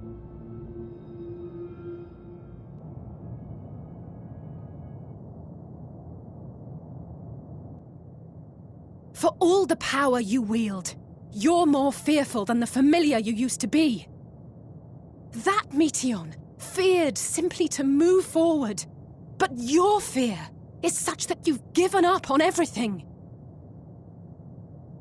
I know it well, that sense of defeat. I've tasted my fair share of it. But as many times as we've fallen down, we've learned how to pick ourselves up and carry on. We take each other's hand, share in each other's courage, follow in each other's footsteps, and turn sorrow into strength.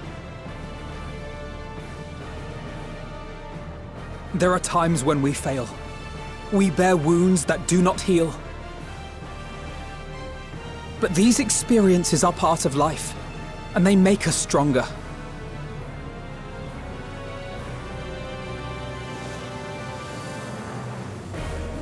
We rise, fall, and rise again.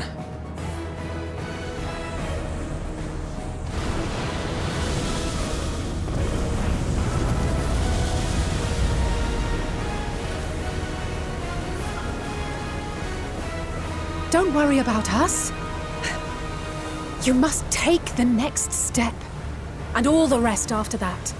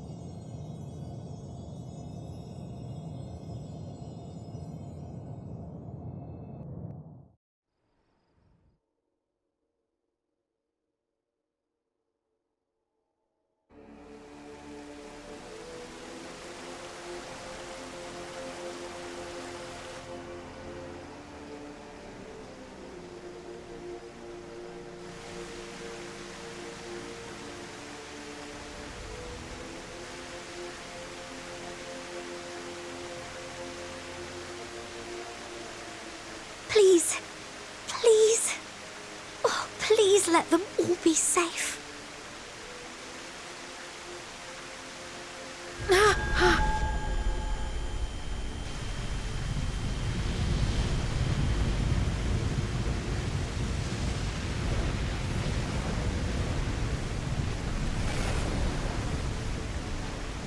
Cryle? Are you all right?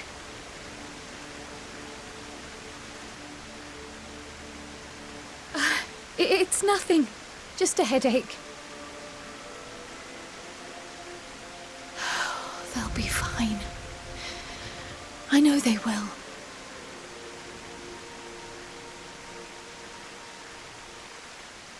Apologies for the interruption.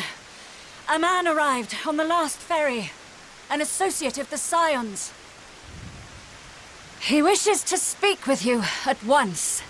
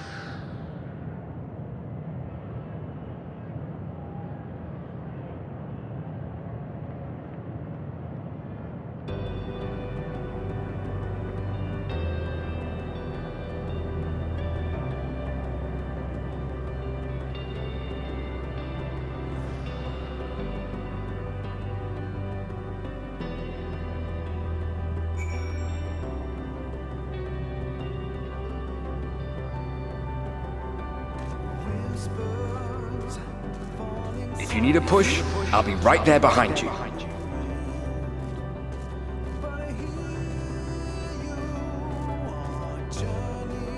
Do not despair. You are not without allies.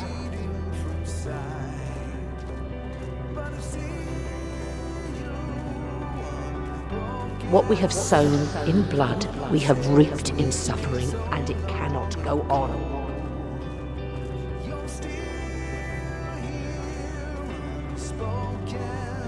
Upon the souls of they who have sacrificed themselves to pave the way for peace, we will never abandon our cause.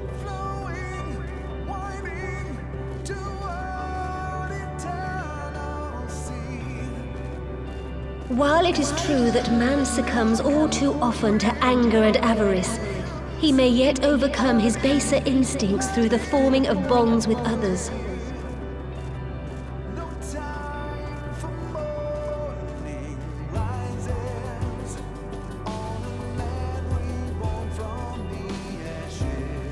Such victories are rarely won without sacrifice, but the prize is worth the price.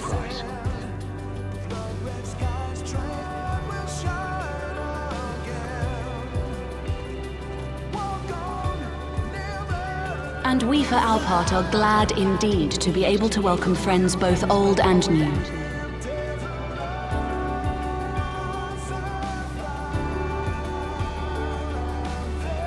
Save your tears for the morrow. You may be sure we will have ample cause to shed them, be they for joy or despair.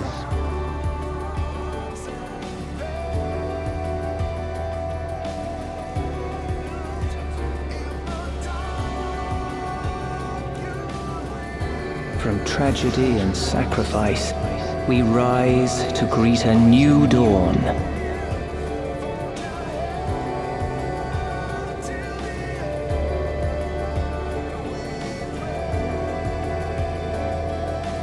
A future shaped by the choices we made, in ways we could never have foreseen.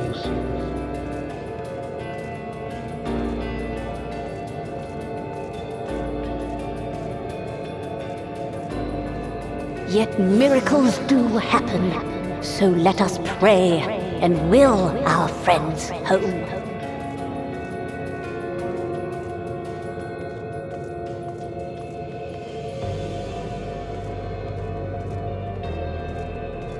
I won't stop praying until I know they're safe.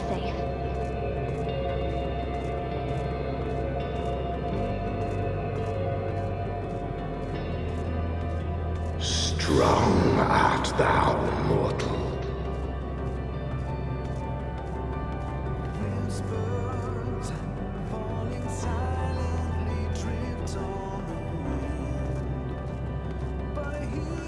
Look to the light within, that you may continue to serve as a beacon to others.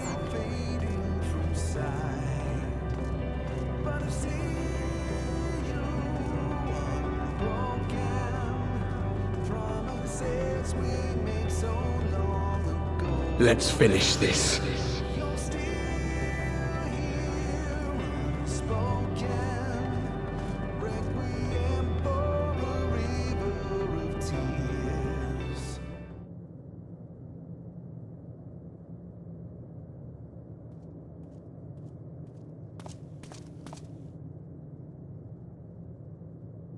Here the path ends.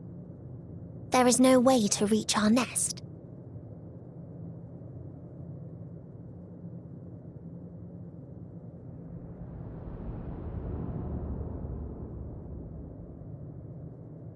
I told you.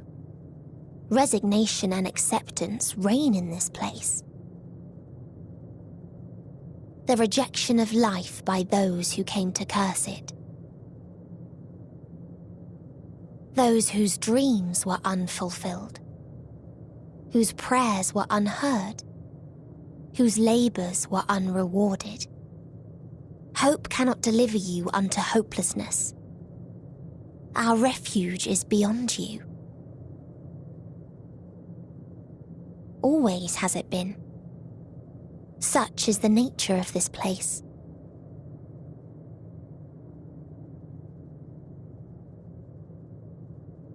You should have remained on Atheris.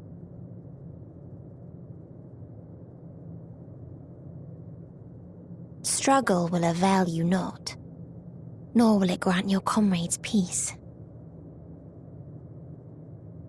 Come, let me relieve you of your burden. You have suffered enough.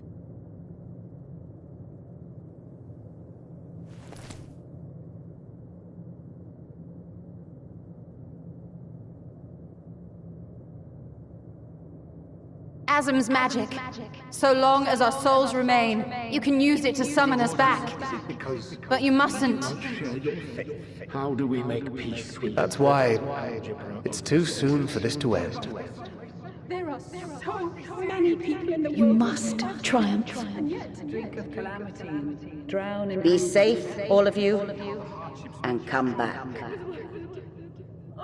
It was all worth I am ever grateful. I came to appreciate most about our star is that there remains so much we do not know. After all these years, is this the answer I was hoping for? So long as we remember, our fates remain ours to shape. And Godspeed. Perhaps when our time comes to return to the star, we shall remember these few days we have lost. Do not squander it! The legacy I leave you.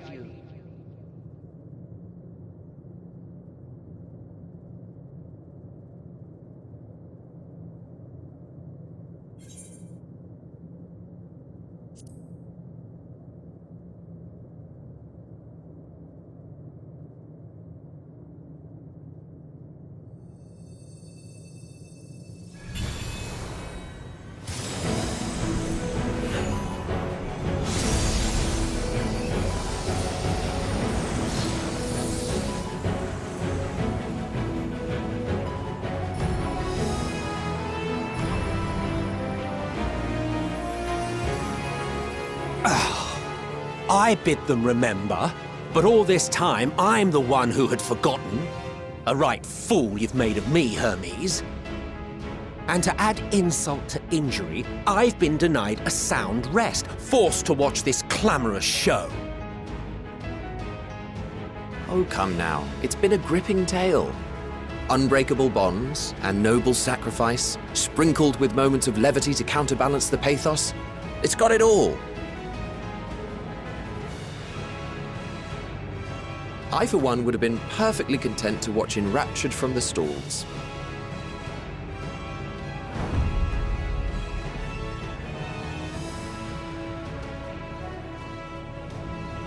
But I won't say no to a bit part.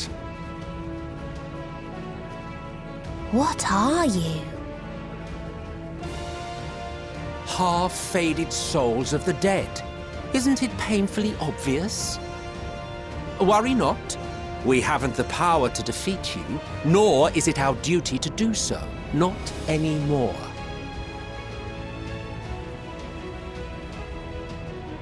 That being said, we do have a score to settle. So here I am, Vinar. I suppose you needed me to tie it all together, these frayed threads of our history. But knowing you, I suspect there's a joke in it too. Oh yes, I can imagine you gloating over my forgetfulness. Were I feeling charitable, I might assume you had left room for the possibility of this outcome. Even so, you'll get no applause from me. A single gesture will not lighten the burden I've had to bear.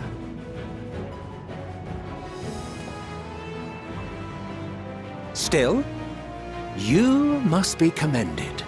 Our methods would not have brought mankind this far.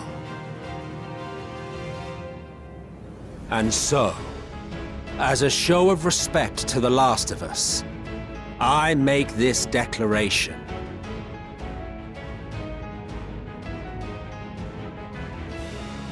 You will not end our journey. That is our answer. The answer of all lives of Aetheris, past and present.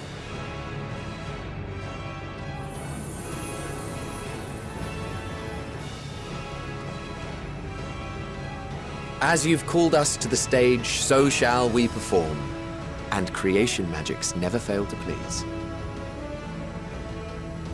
Drawing upon the hopes of your comrades, we will make for you a new path.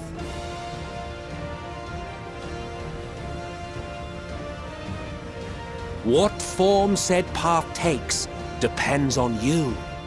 So focus. Focus and envision that which rejects the claim that you cannot attain your goal.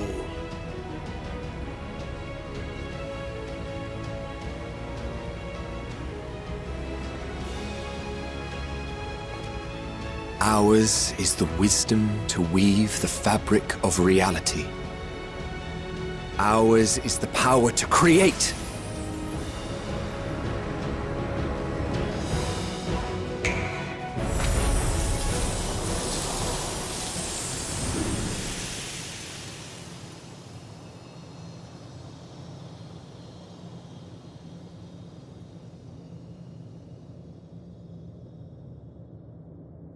Meteon, though I gave you these wings to soar the heavens, I did not teach you how to walk the earth. So loath was I to bind another living being. In the course of your long journey, you will learn from those you meet. Learn to walk and run, and so much more. A flower.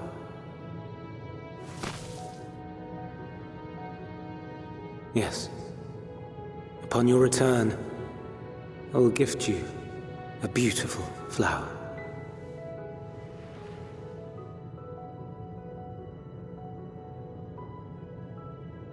These Elpis blooms serve as proof that this realm is not utterly devoid of hope. No more can you deny its power. No more is yours the dominion of despair.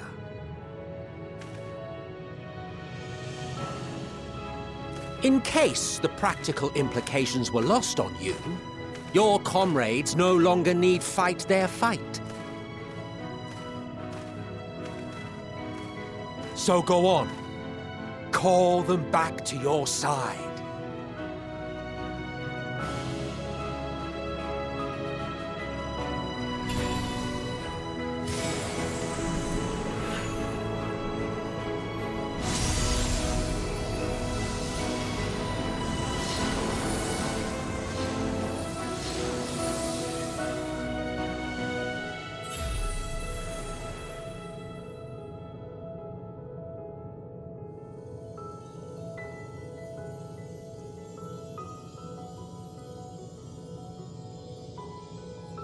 May you ever walk in the light.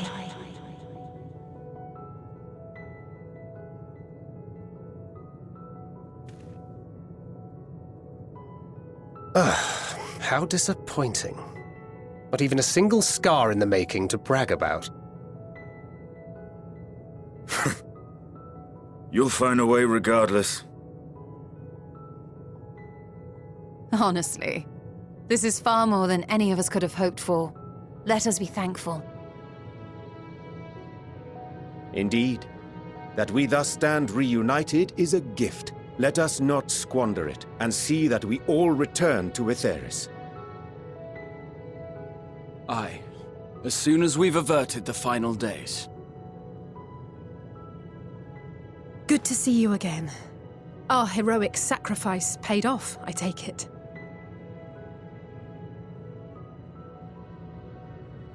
Come, my friends. Let us carry on and finish it. Together.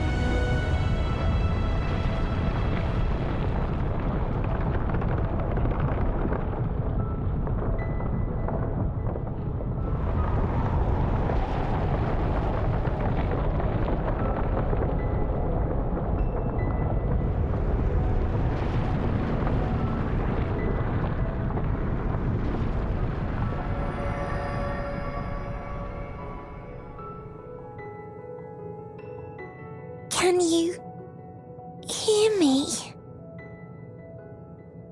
The voice is within, crying in pain, wailing in sorrow, hurting, hurting. End it.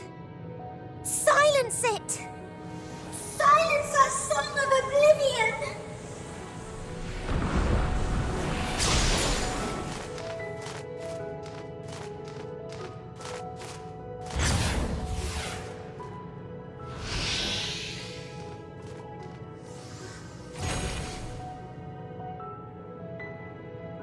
The way is open. They can proceed. So it seems.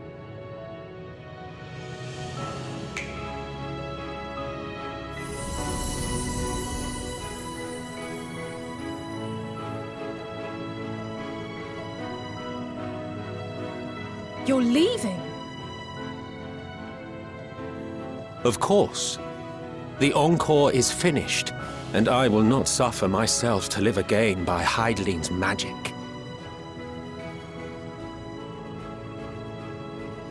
But more than that, the future you seek is not the past we loved. That is why we fought, and why I lost. But though you defeated me, my ideals are inviolate, invincible.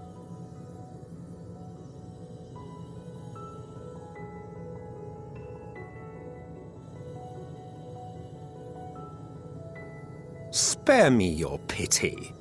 I have no use for it. If you would do something for me, save our star. See this tale to a triumphant conclusion, and with elation in your hearts, bid the final curtain fall. Only then may it rise again, and a new tale begin, with new parts for all to play.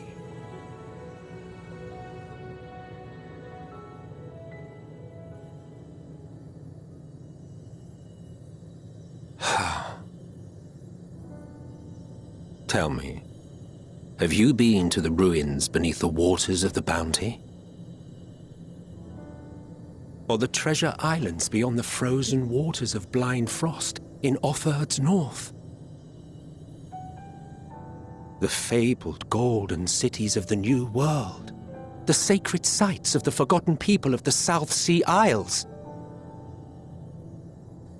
What about Mericidia, the southern continent? Do you know aught of its present state of affairs? I thought not. Even of your little Eorzea, you know precious little.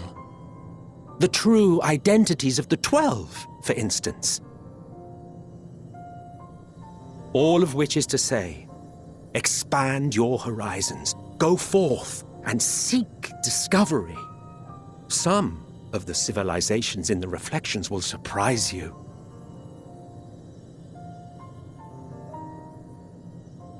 As the bearer of Azem's crystal, you may consider your duty to see at least that much.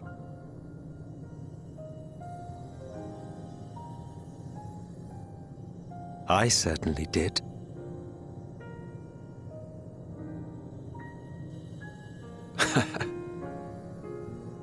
I pray we meet again. If not in this life, then perhaps another. Whensoever it should be, I trust it will be a most joyous reunion. For you, maybe. I want nothing to do with it. Oh, don't be that way.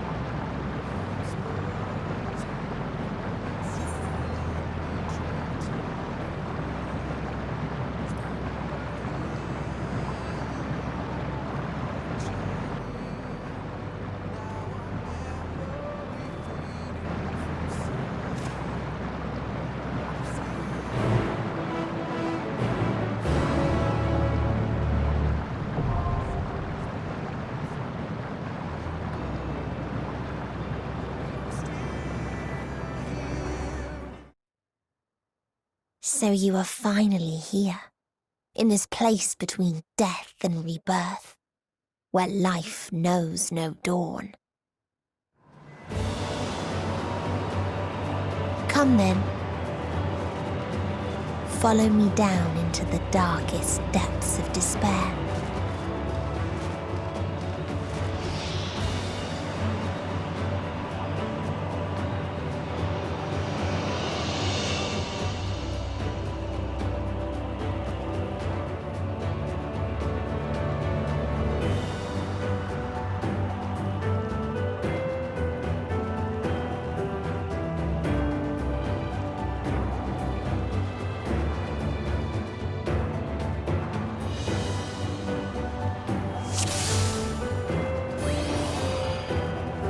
Once upon a time, there was a beautiful blue star that fell to pestilence and rotted inside and out. The more its people clung to life, the more they suffered.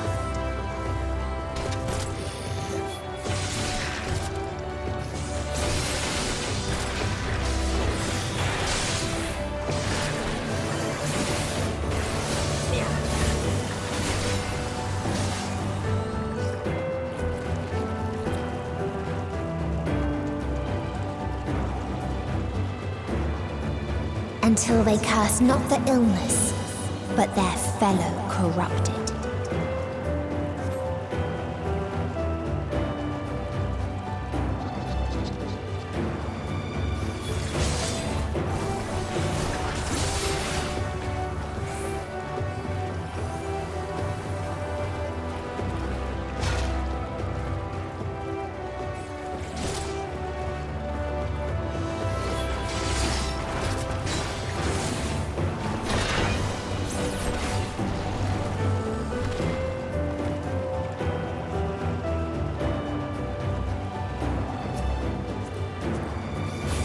Those who lived and festered. Those who died and decayed.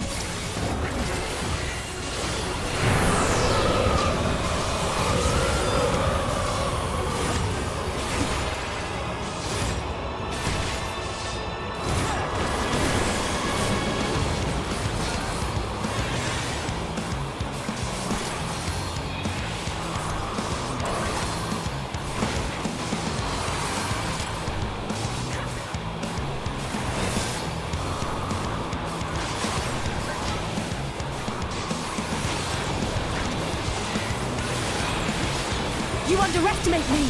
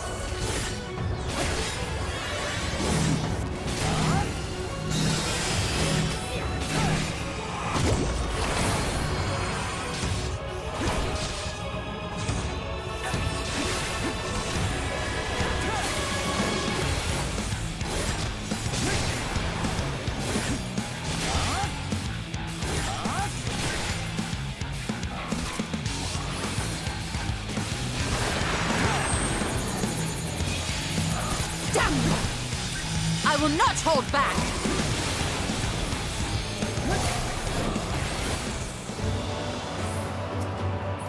And the very last of them wished they had never been born at all.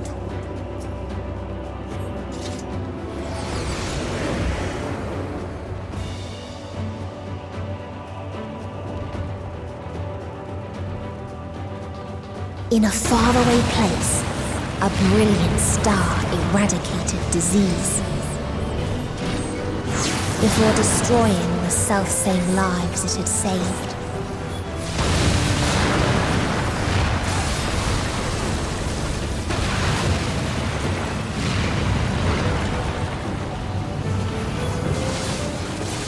I have you now.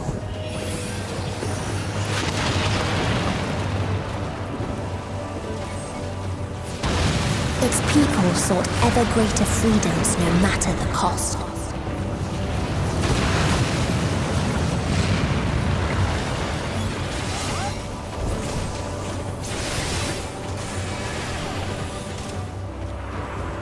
They tried to buy peace with fire and steel.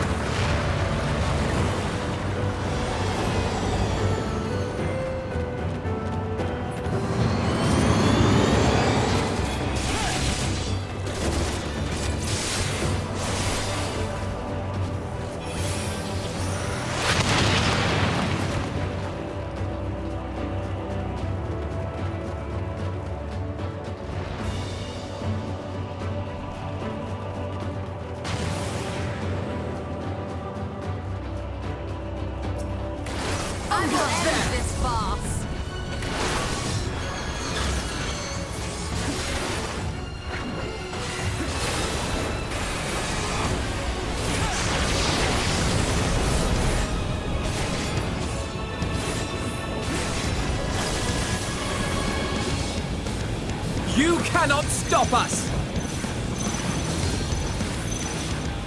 You underestimate me!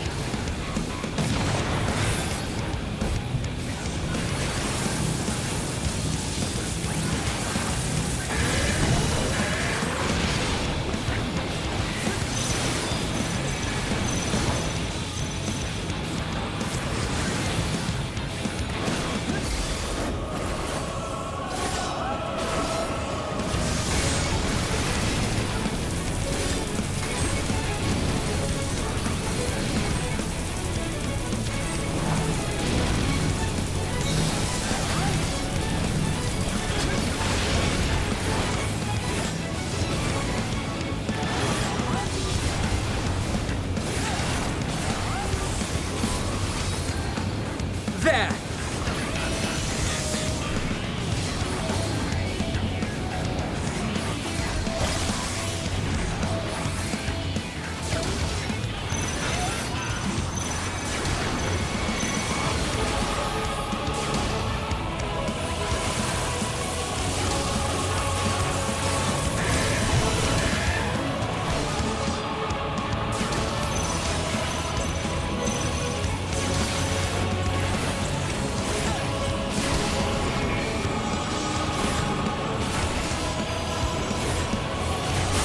Away with you!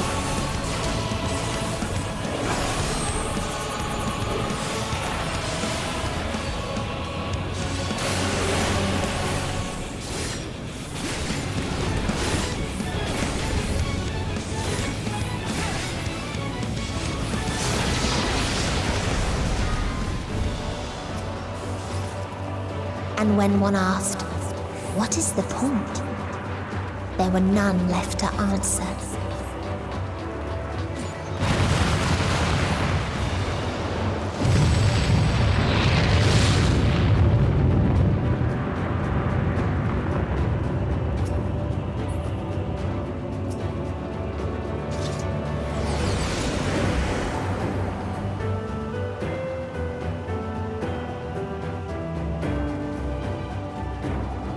Farther still existed a star without strife.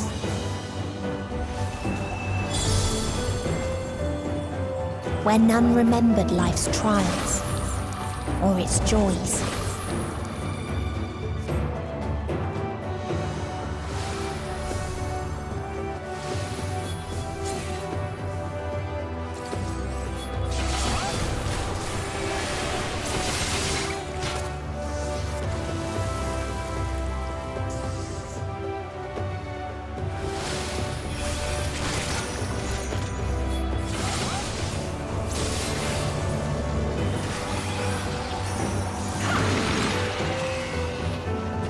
What its people had gained from ease, they lost to apathy.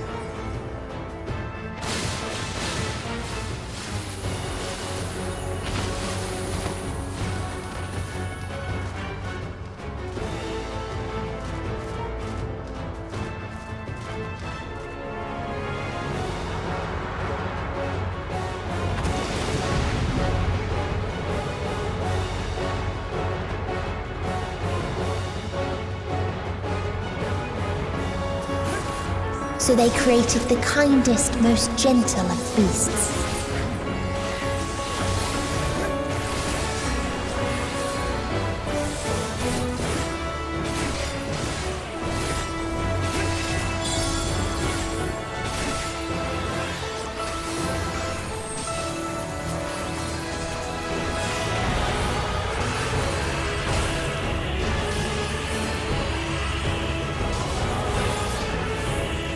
Its steps were light, and its gift was as painless as it was beautiful.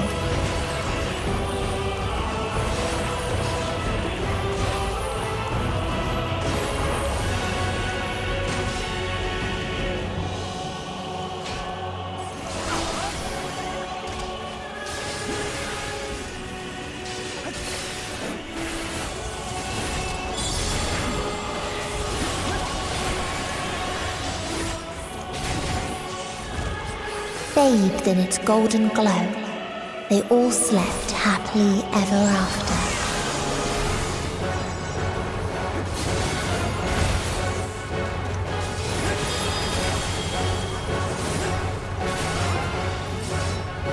You underestimate me!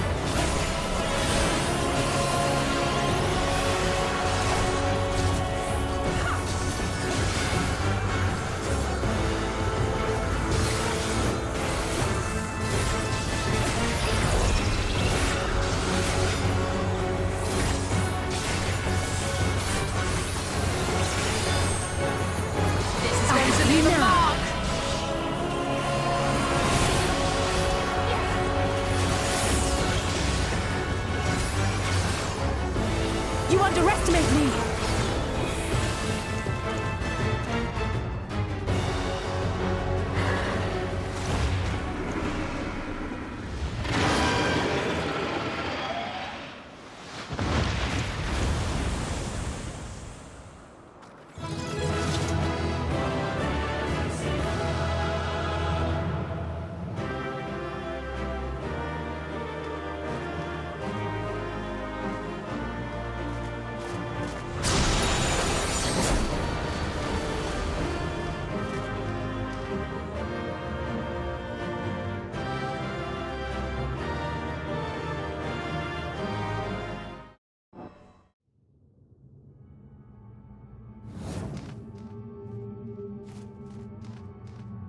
That you still stand. Your determination defies all reason. The souls within me writhe and recoil in your presence. What must I do? What pain must I visit upon you to make you surrender to despair? No one is unbreakable. What pains one may weather may bring another to tears. But therein lies our strength. For when we fall, our brothers and sisters are there to raise us up, again and again, without end. I see.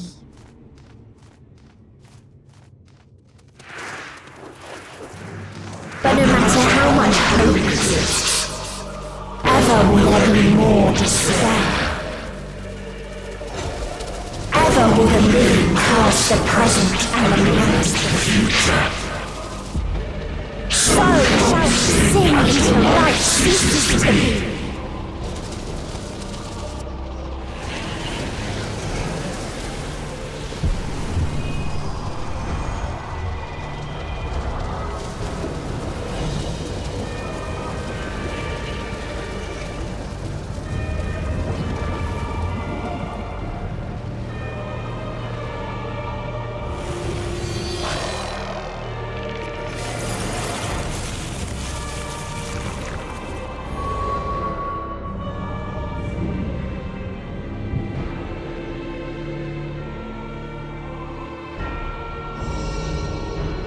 Seven hells!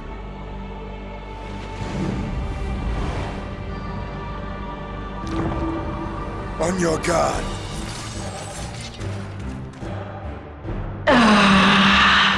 The rage. It rises. Rises.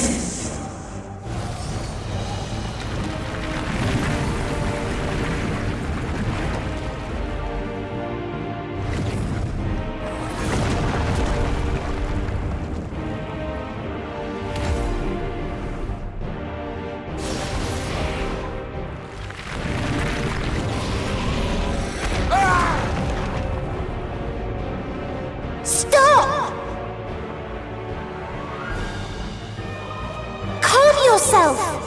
Please!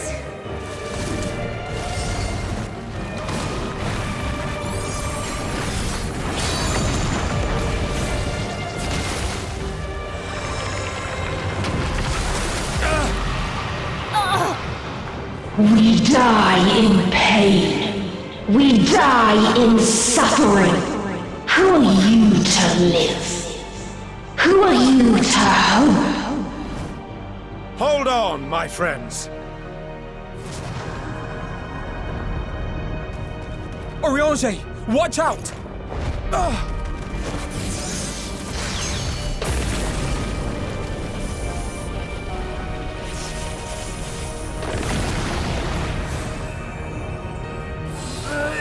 Alphino! We cannot comprehend. We cannot know. We cannot know!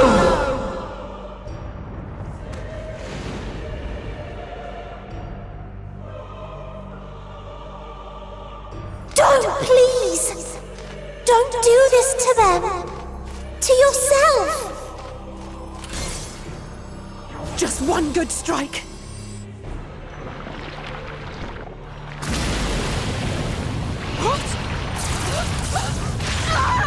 Stop! Please stop!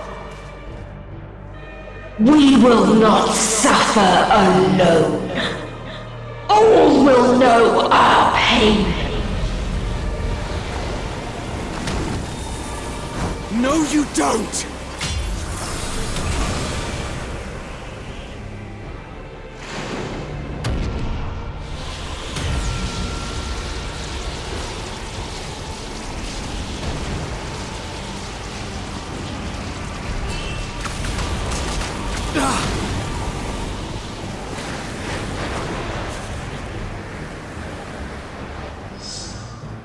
All are washed in ice, a frozen waste, forever silent.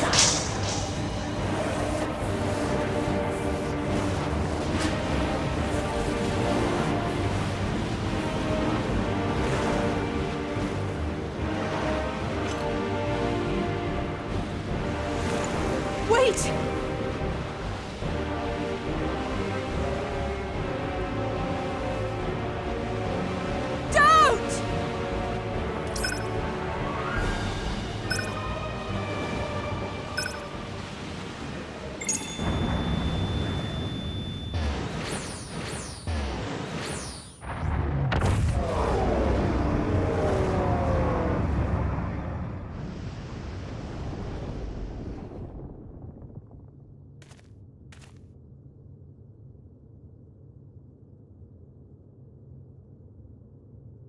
You gifted them escape and rendered yourself powerless. Bereft of the synergy you claim is your strength, unless you mean to call upon the dead once more.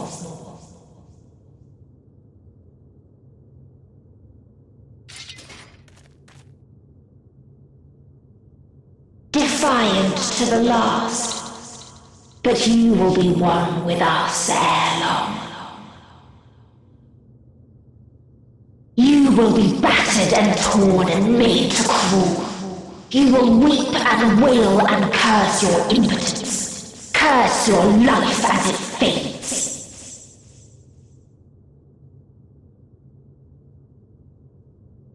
As we did, as we died. Such pain and sorrow we felt, such anguish and rage. We tried, but it was no use. Only when we surrendered did we find release. Only when we embraced death.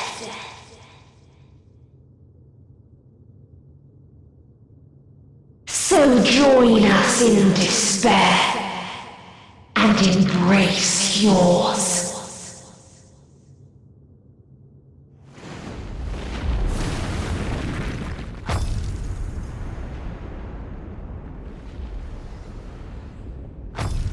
My ultimatum. What is happening?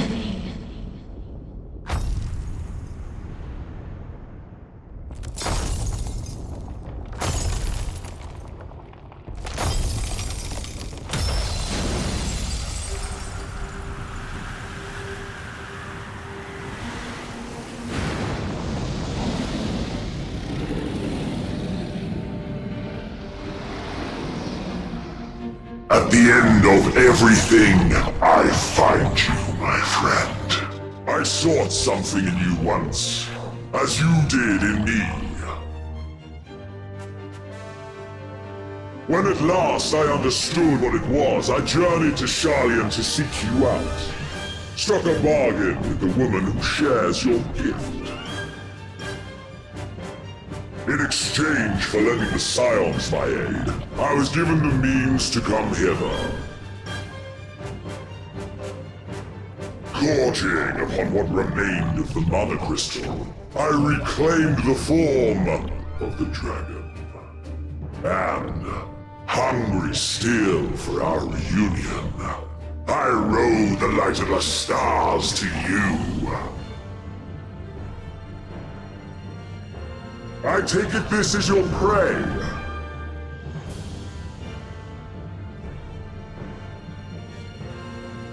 But why does it still live? Surely it is no match for you. I assumed you would be above something so banal as despair. Am I mistaken?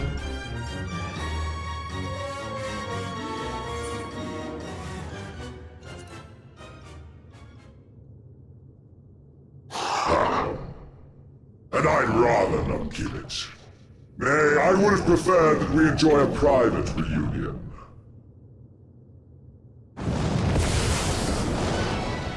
So come! Let us dispense with this distraction, you and I!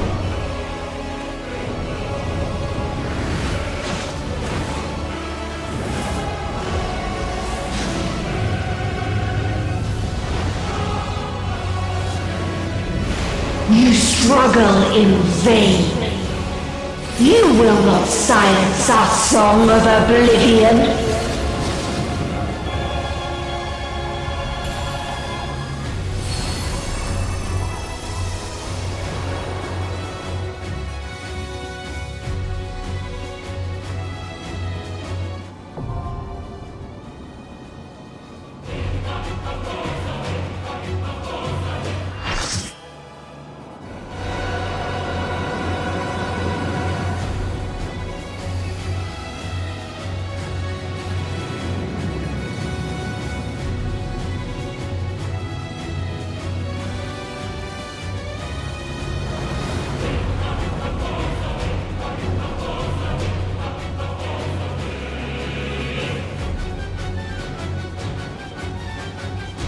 You will never reach it. Will never reach the deliverance you seek.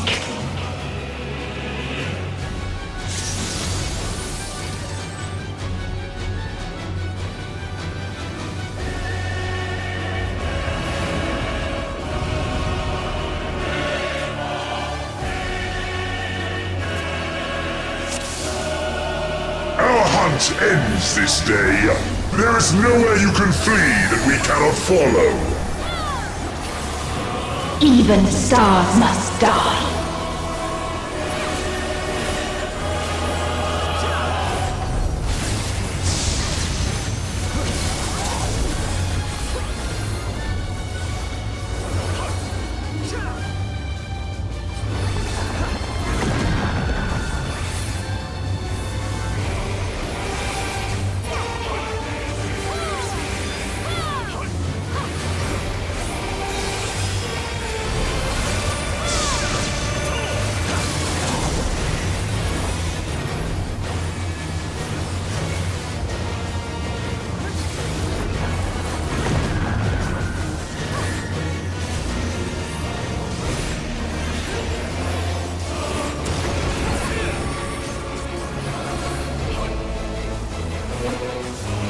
Utterly futile.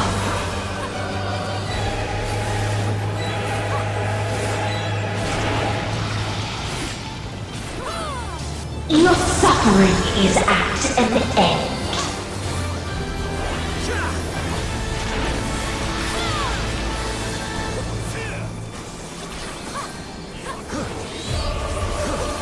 This is a kindness.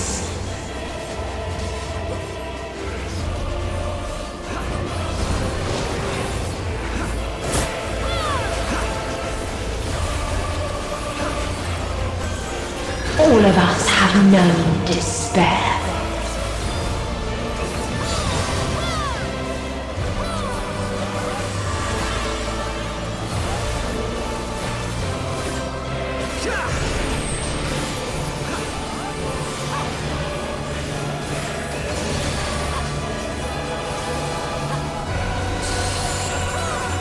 We have seen the end.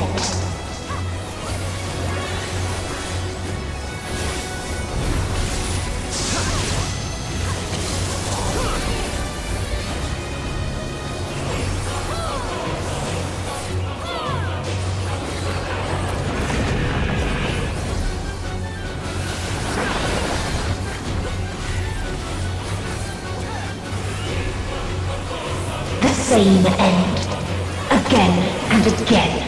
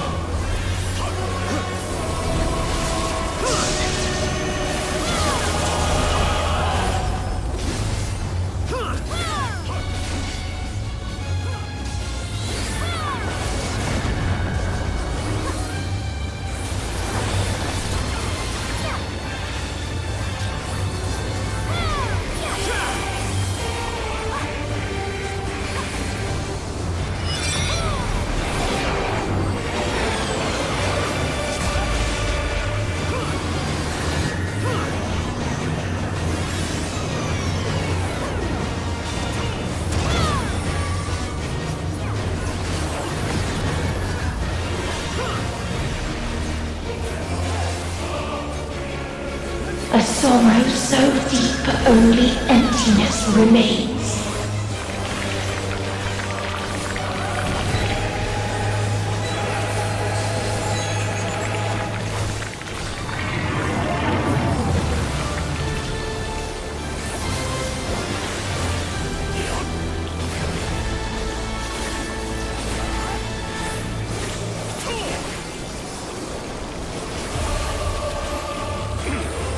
If there is no happiness in life,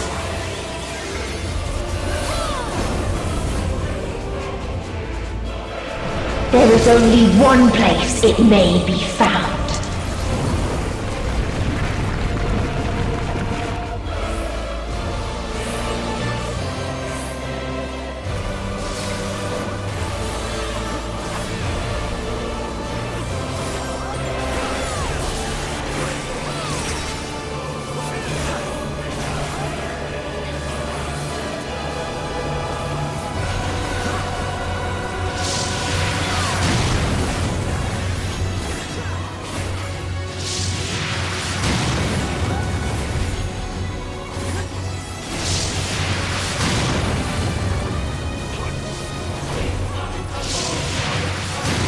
Oblivion.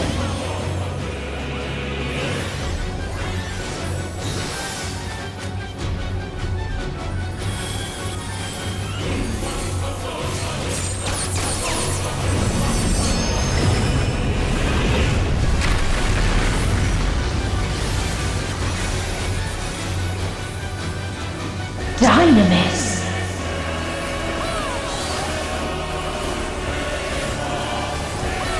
No matter. You only delay the inevitable. This is fate.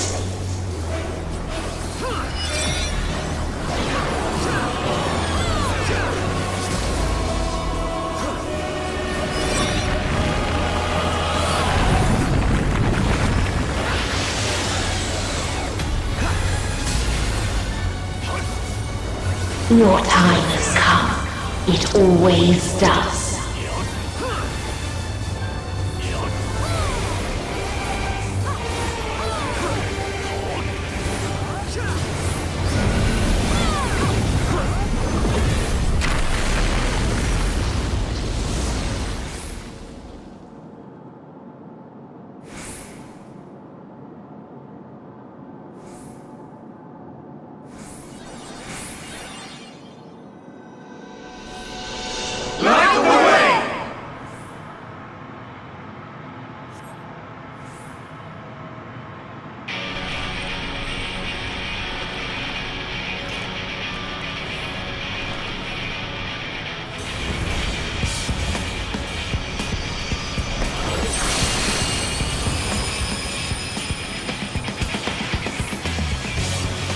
What is this defiance? No! The hatred, the pain, the loss. We cannot suffer it again.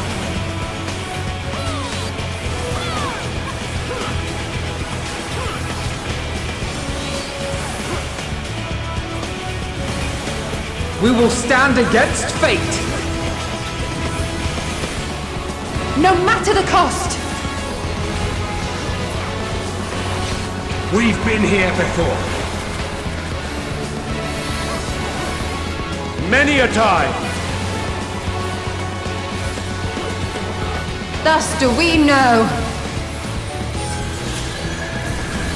To never give up. For hope will shine again!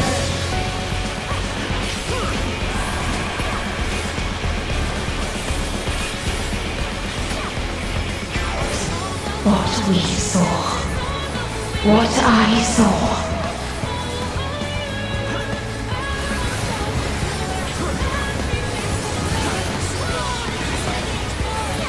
This can only end in misery and desolation.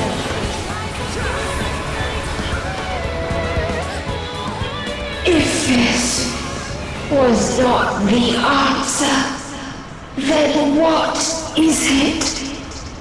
Where lies happiness?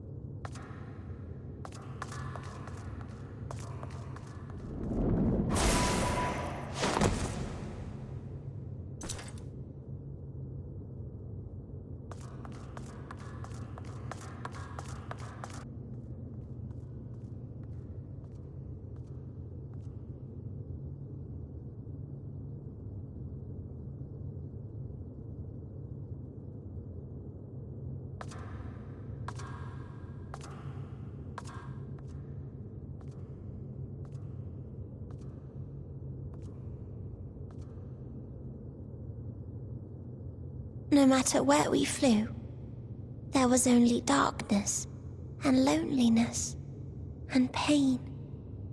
We couldn't find the answers Hermes yearned for. The answers he deserved.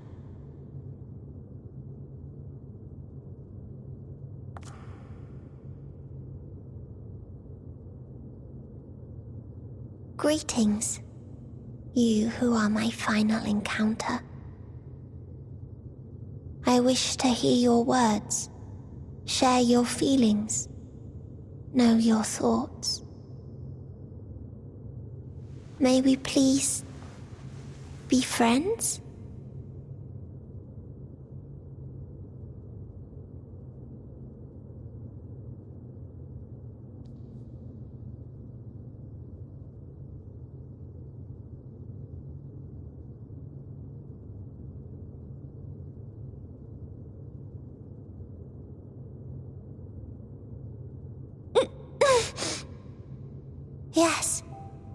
I can see them. The memories of a long, long journey. So many people. The thoughts of them overflowing in your heart.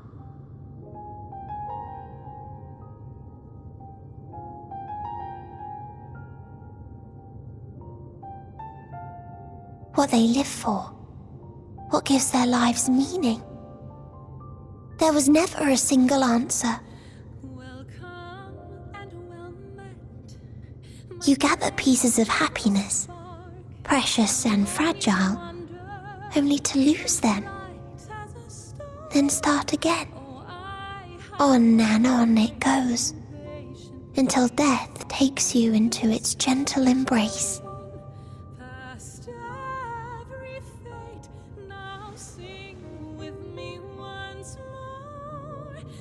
That which Hermes sent us to find was there all this time, on Etheris.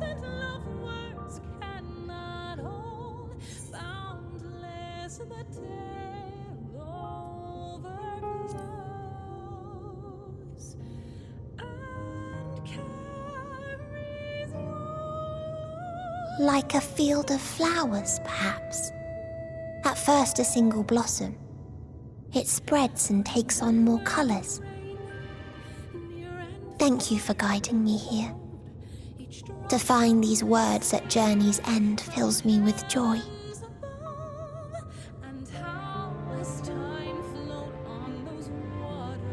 And so, before I fall forever silent, there is one thing I must do.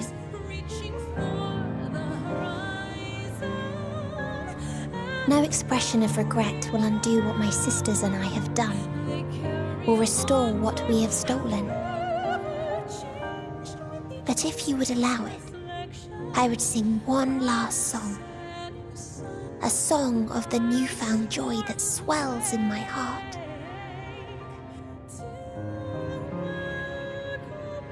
Of the beauty of light when it shines across a dark and starless sea.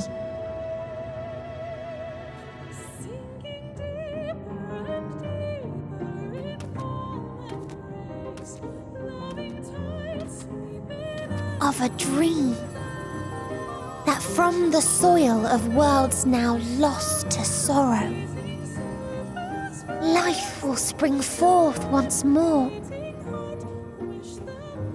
nourished by gentle rains and caressed by uplifting winds, a song of hope.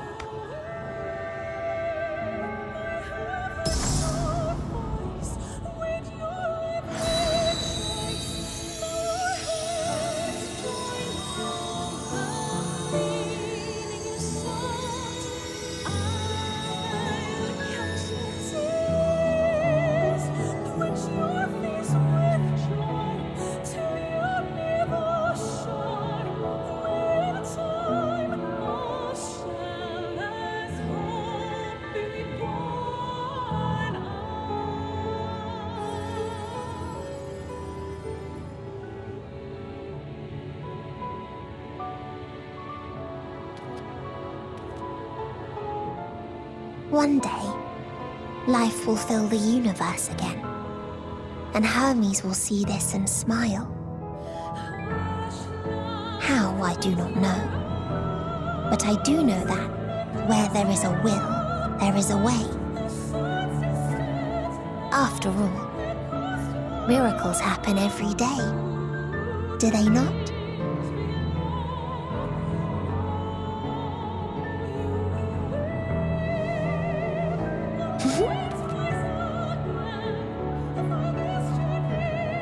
I will create a path back to your ship, where your dear friends await.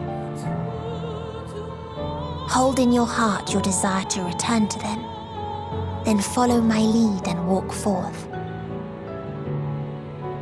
That hope will surely guide you true.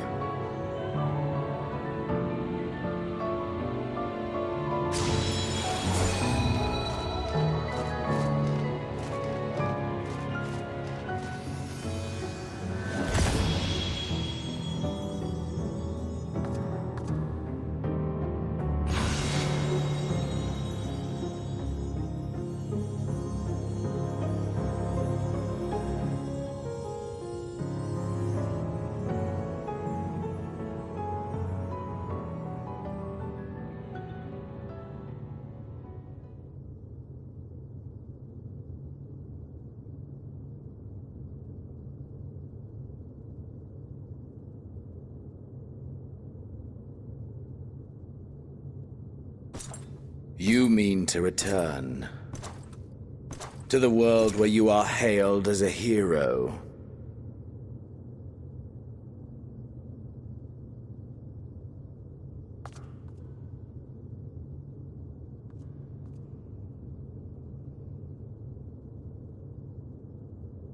Hear me then. Not as a hero, but as simply you. As I learned in Alamigo, you are a formidable foe. Stronger than any I have faced. Against you, I need bring my all to bear. I need burn through the candle of my life. This is the sole pleasure I know, and it is the sole pleasure I have to share.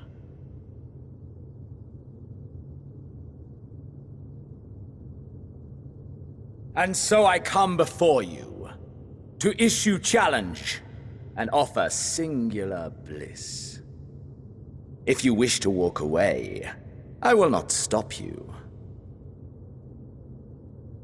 You value life. You do not burn yours save for reasons you deem worthy. Reasons such as those which brought you here. The salvation of a world and its people. The motives of a hero true.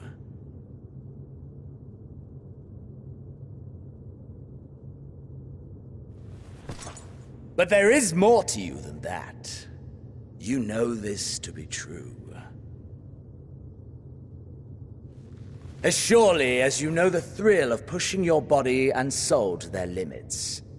Of confronting ever mightier foes, dancing ever closer to the precipice, wondering if this will be the one to finally fill the void. Such pleasures you seek for their own sake, and no other reason. Is this not so, adventurer?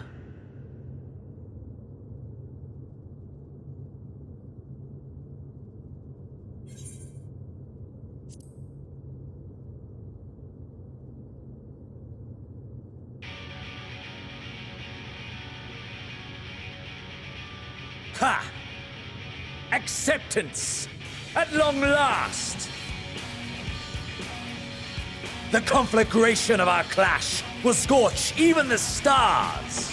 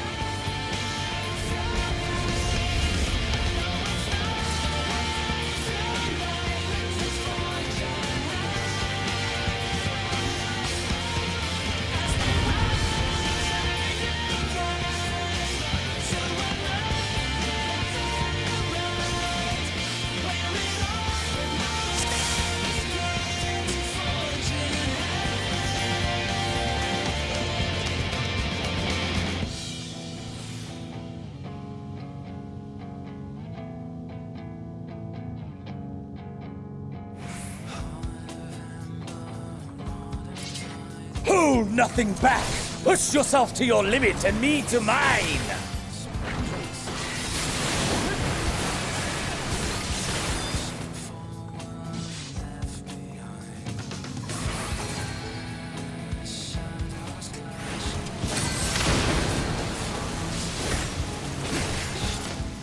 Ha! Still fighting you, I see!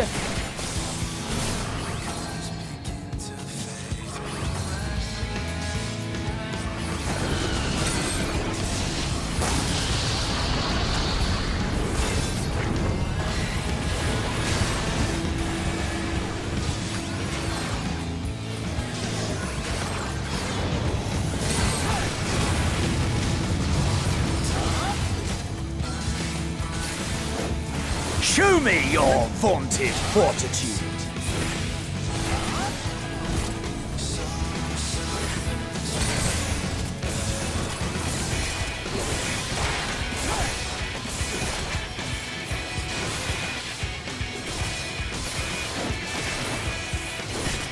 Soon you will know the full extent of my power.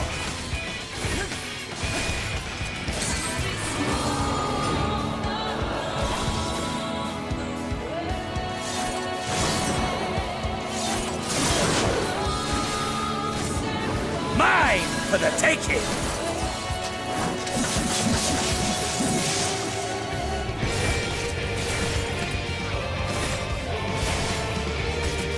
Mine for the taking!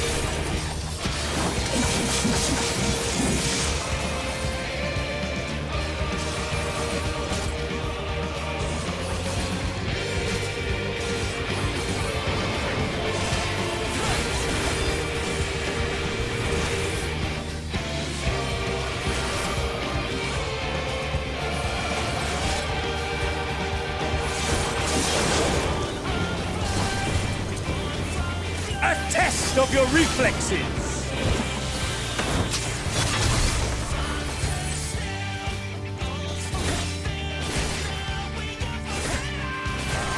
A test of your reflexes!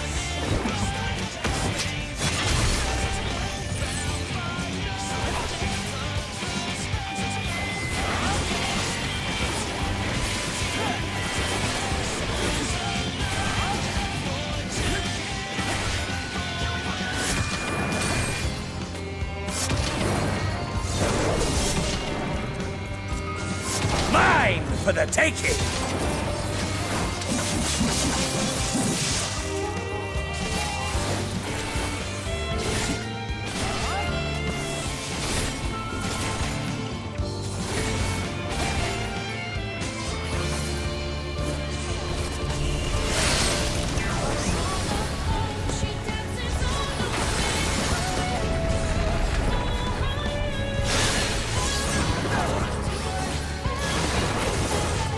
A test of your reflexes!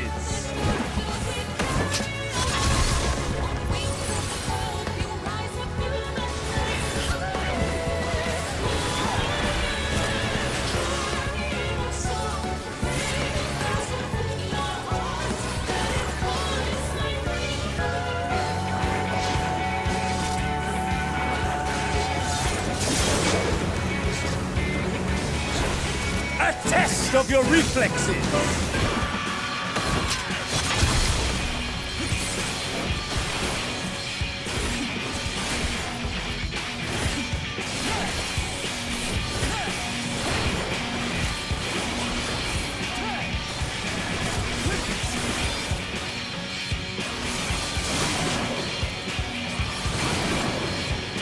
Mine for the taking!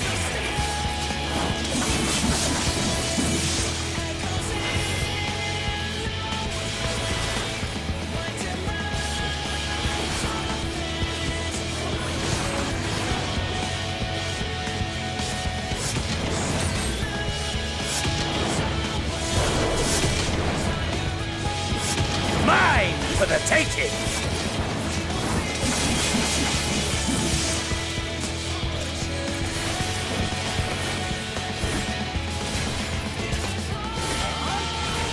Ugh! Ah, my soul! How it burns!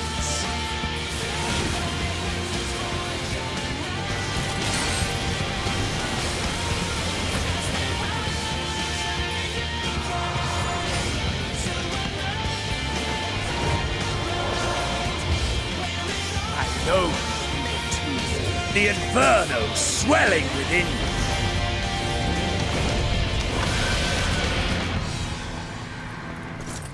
Come! Let all creation be consumed by our ravenous fervor!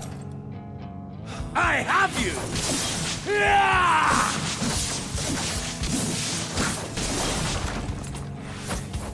Do not tell me your life's fire is already spent.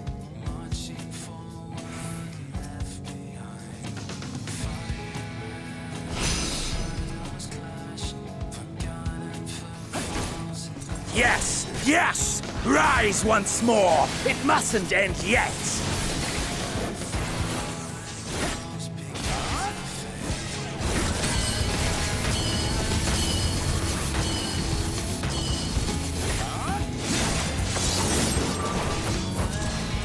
A test of your reflexes! I have you!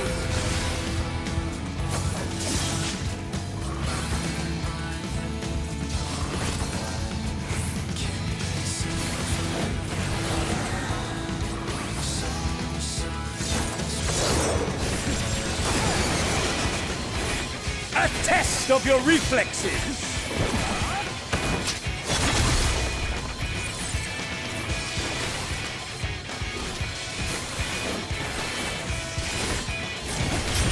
Show me your vaunted fortitude!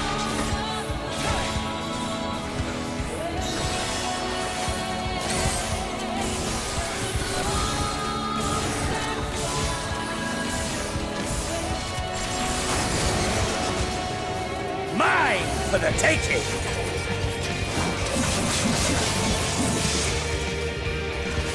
I have you!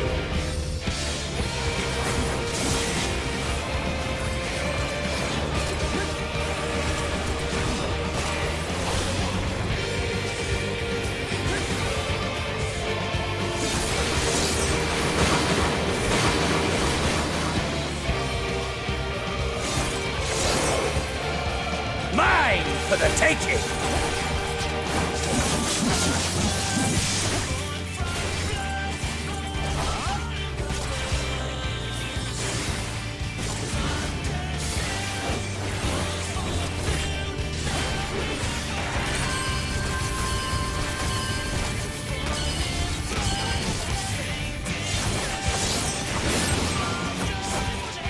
A test of your reflexes!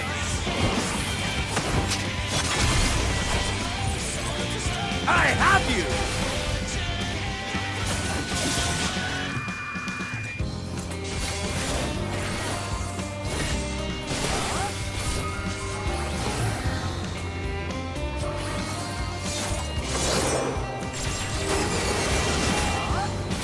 A test of your reflexes!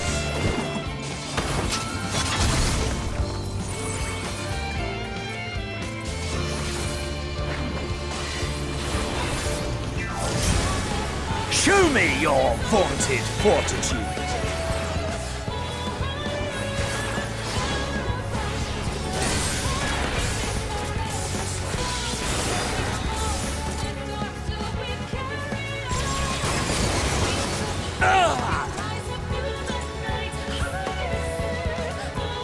No, not yet. Not until the last of me is spent.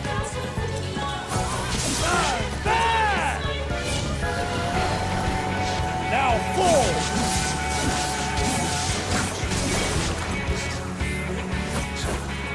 This is my moment! Our moment!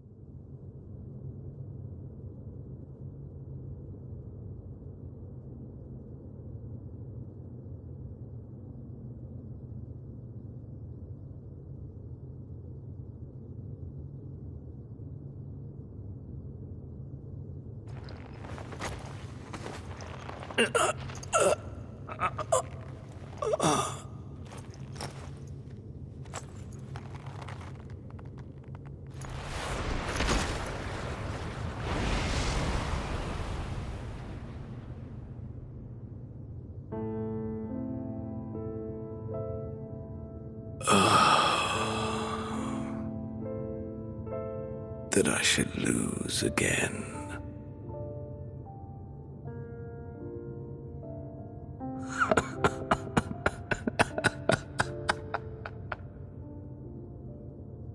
How disappointing.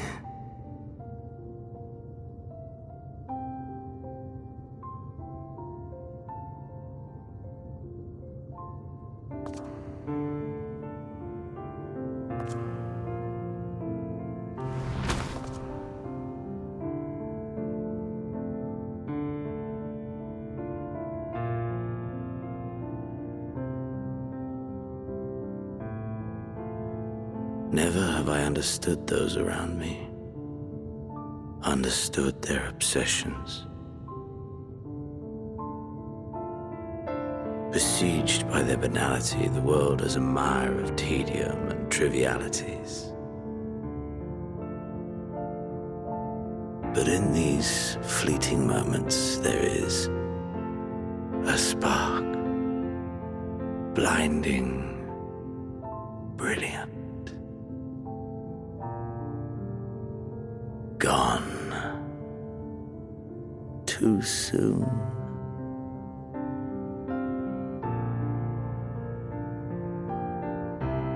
What of you, my mirror? Born into this world, bestowed name, bid to seek out strife and adventure.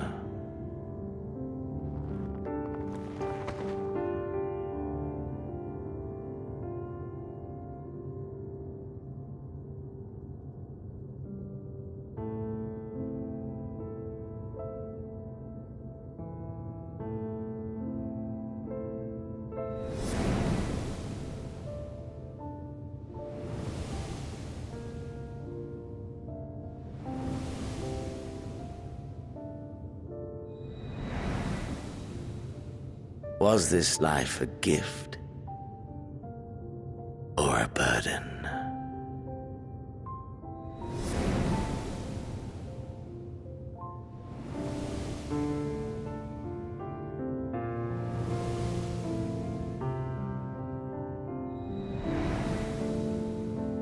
Did you find fulfillment?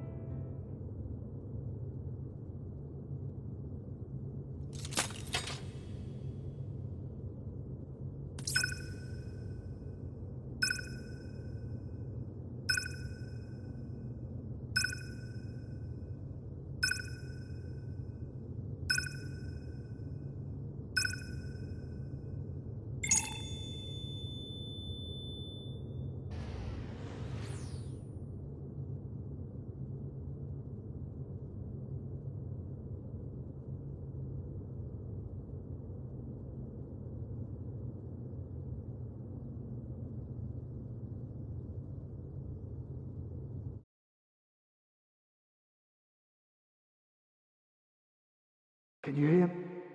Safe. Must tend to...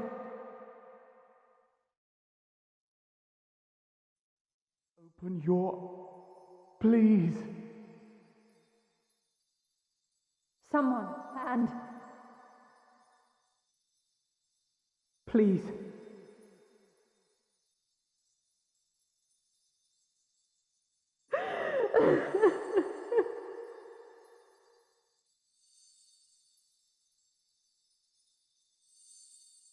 You can't leave us!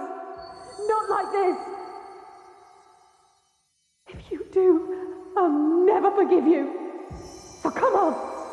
Open your eyes and get up!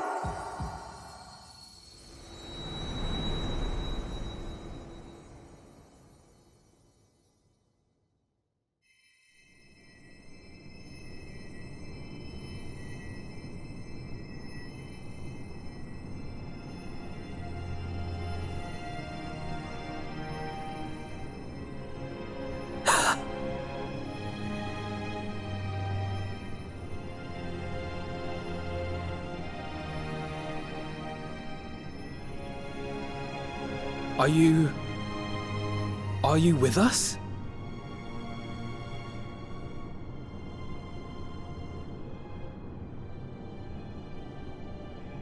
Oh, thank the heavens. For a moment we thought...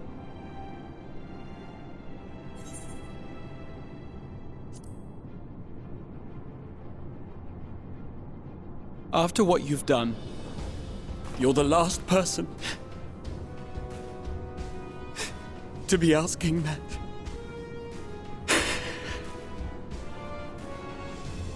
You... How can you keep your promise if you're not here?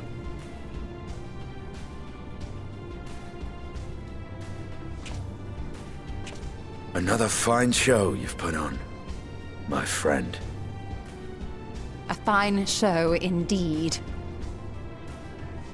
What were you thinking? Fighting alone? Never do that again. My poor heart couldn't bear it. Put yourself in our place. If you hadn't returned, how do you think we would feel? And if that sounds harsh, it's because we care. We tended to thy wounds as best we could. But how is the pain?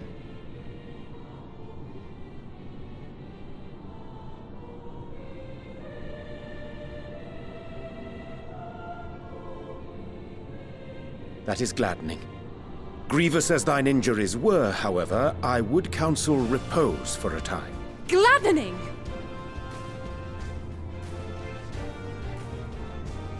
There's nothing gladdening about this!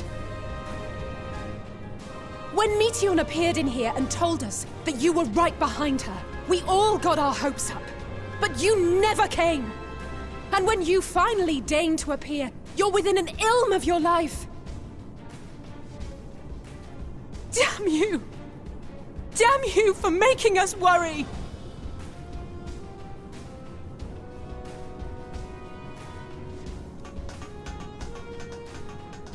Oh, those were cries of celebration!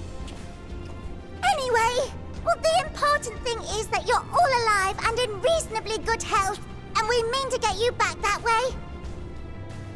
As for your earlier request, I'm quite certain we're in range to make contact now. Ah, excellent.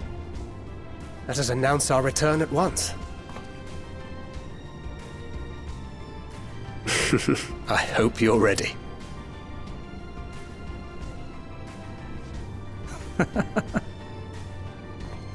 While you were unconscious, we set out from Ultima Thule, you see. Can you stand? If so, you may wish to see what's outside.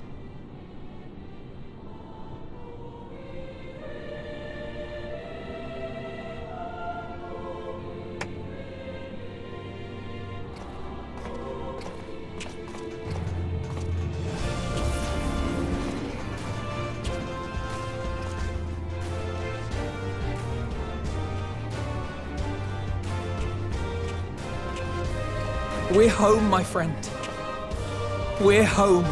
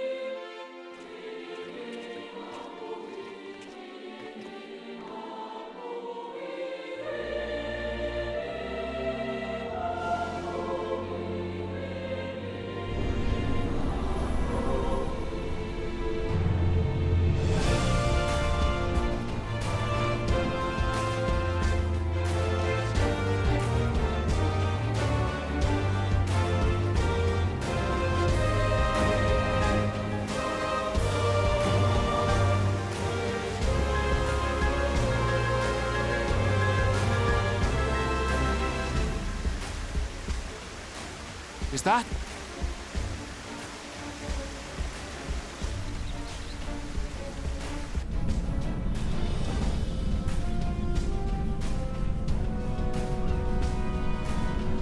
It is! It's the Ragnarok! They're back!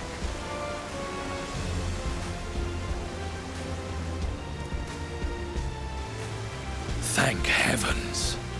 Truly. They've done it! Welcome home. Ah! Yes!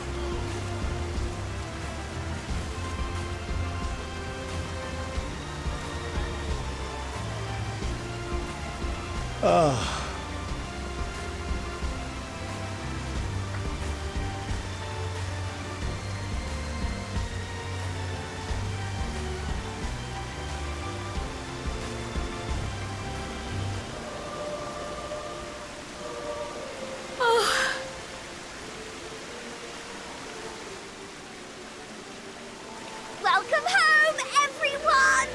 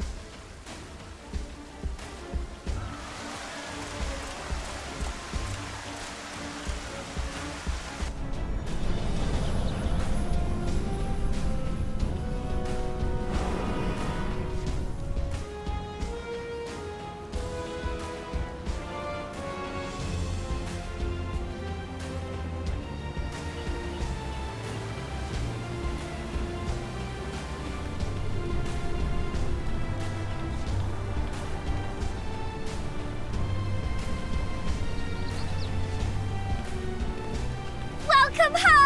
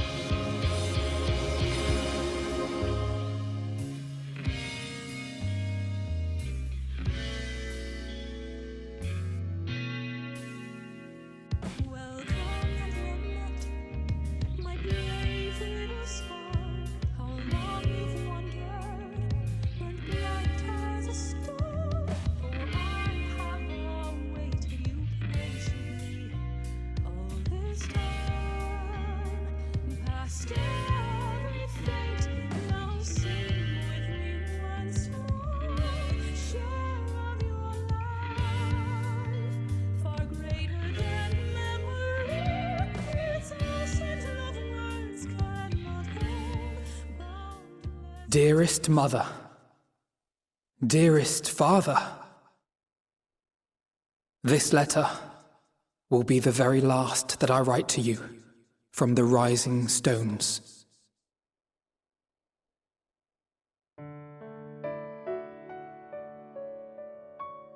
As I commit these words to parchment, I fondly recall my journey as a scion.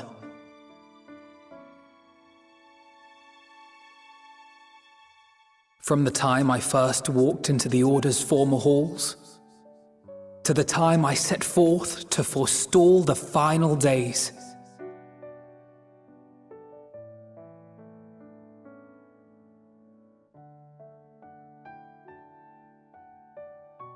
at the farthest reaches of the Sea of Stars, we fought the battle of our lives. Fought against despair itself. A veritable maelstrom of it, fed by the resignation that dwelled in the hearts of beings not so unlike ourselves.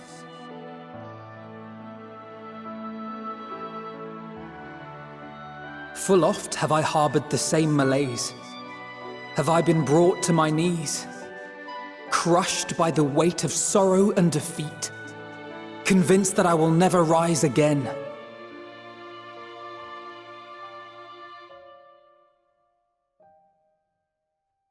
However,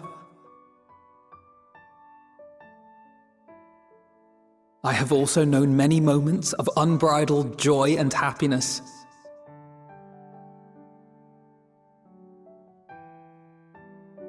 By this truth do I find hope within, blooming resplendent, like the Elpis flower.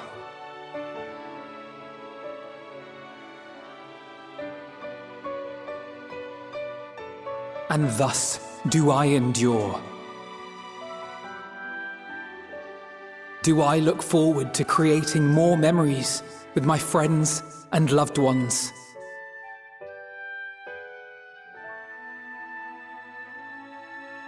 For from these fertile seeds, yet more hope shall spring forth. And they will grow to become shining lights that illuminate the dark.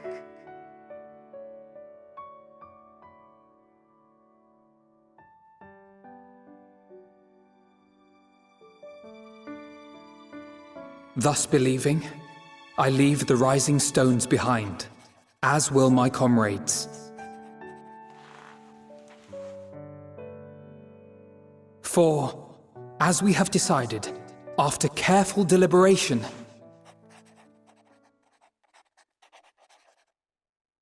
we are disbanding the Scions of the Seventh Dawn.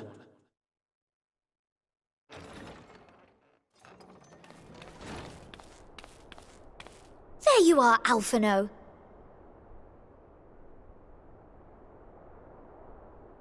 Everyone is already gathered in the foyer. My apologies. I'll be right there.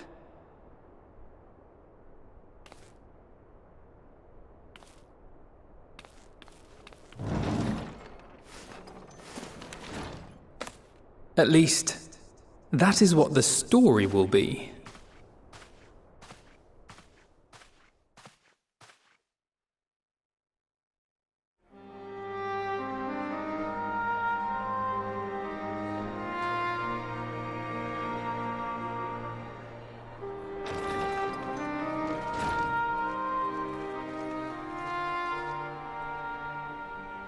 Sorry to keep you all waiting. What could you possibly have left to do now? Oh, just a letter.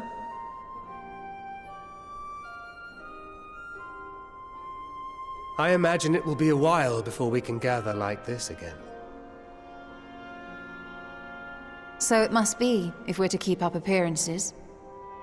From now on, it falls to the Grand Company of Eorzea and its allies to deal with the realm's crises. Meanwhile, we shall return to our erstwhile ways. Retreating from plain sight to take our place in the shadows once more. Indeed. For the foreseeable future, I expect that we must work independently, as we seek out problems that want for solving. But a day will come when we face another great challenge, and we will face it together, as we always have.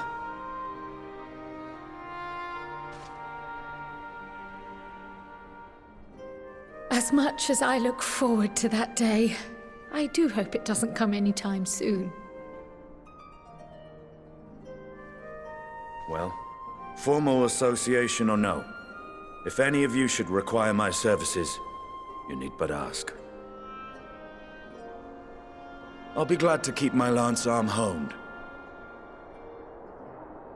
I'll hold you to that. So you had better keep your link pearl on hand.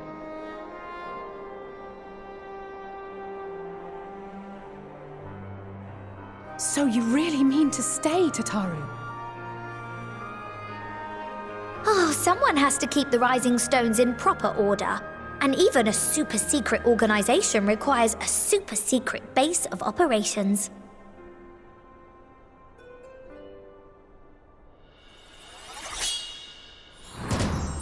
To the rest of the world, it will be naught more than a workshop for Eorzea's foremost up-and-coming artisan. If you thought our coffers were full to bursting before, just wait till I can devote myself wholly to the crafts.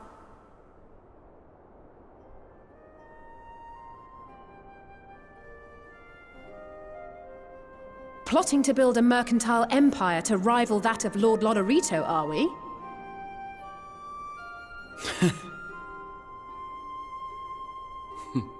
I, for one, look forward to your future successes, Tataru. As do I our next meeting.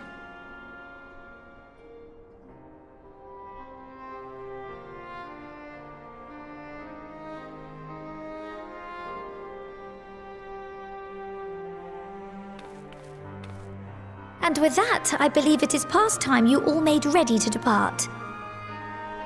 Leave no preparations undone or words unsaid, all right? Now, off with you.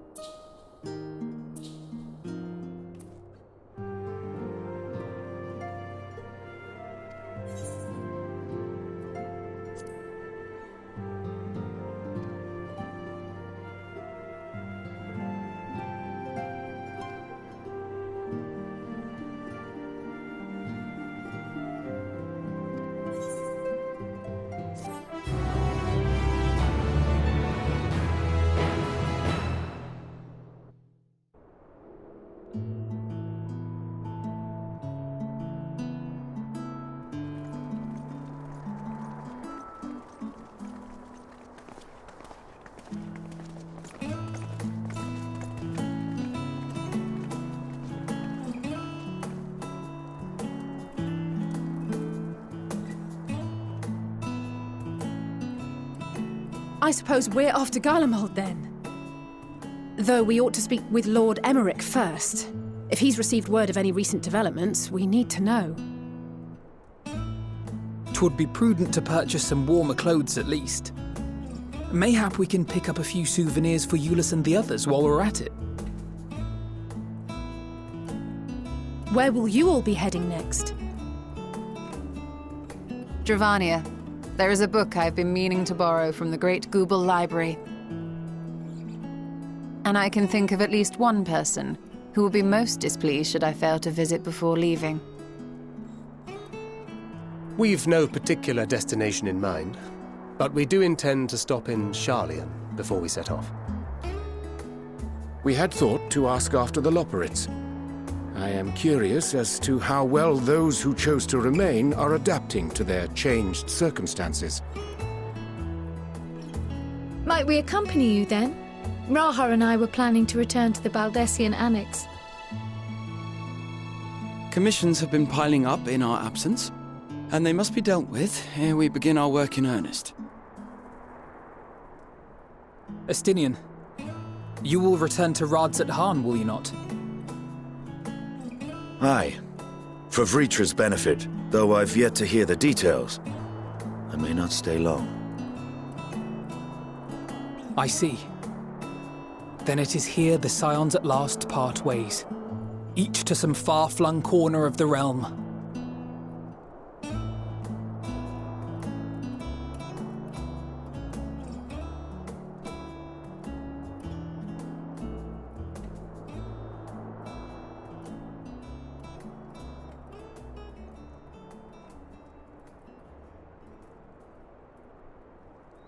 Perhaps.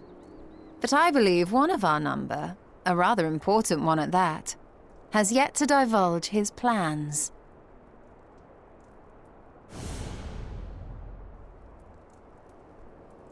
Quite right. Indeed. Fair point. So, what's next for our humble adventurer?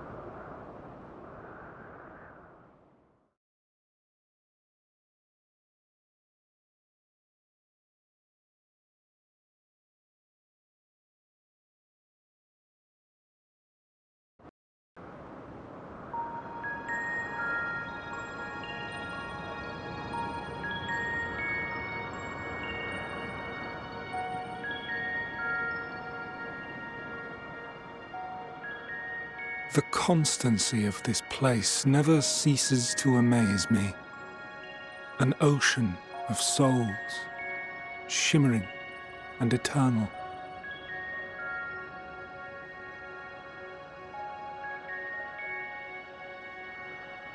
And yet, something stirs. Yes. Steeped in darkness, deep as starless night. The beast hungers. Alas, I dare not investigate in earnest before the coming of my guiding star, as he foretold.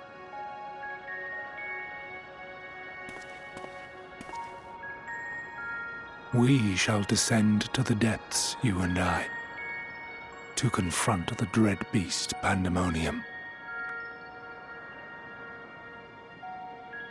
Oh, the sights we shall see. The sights we shall see.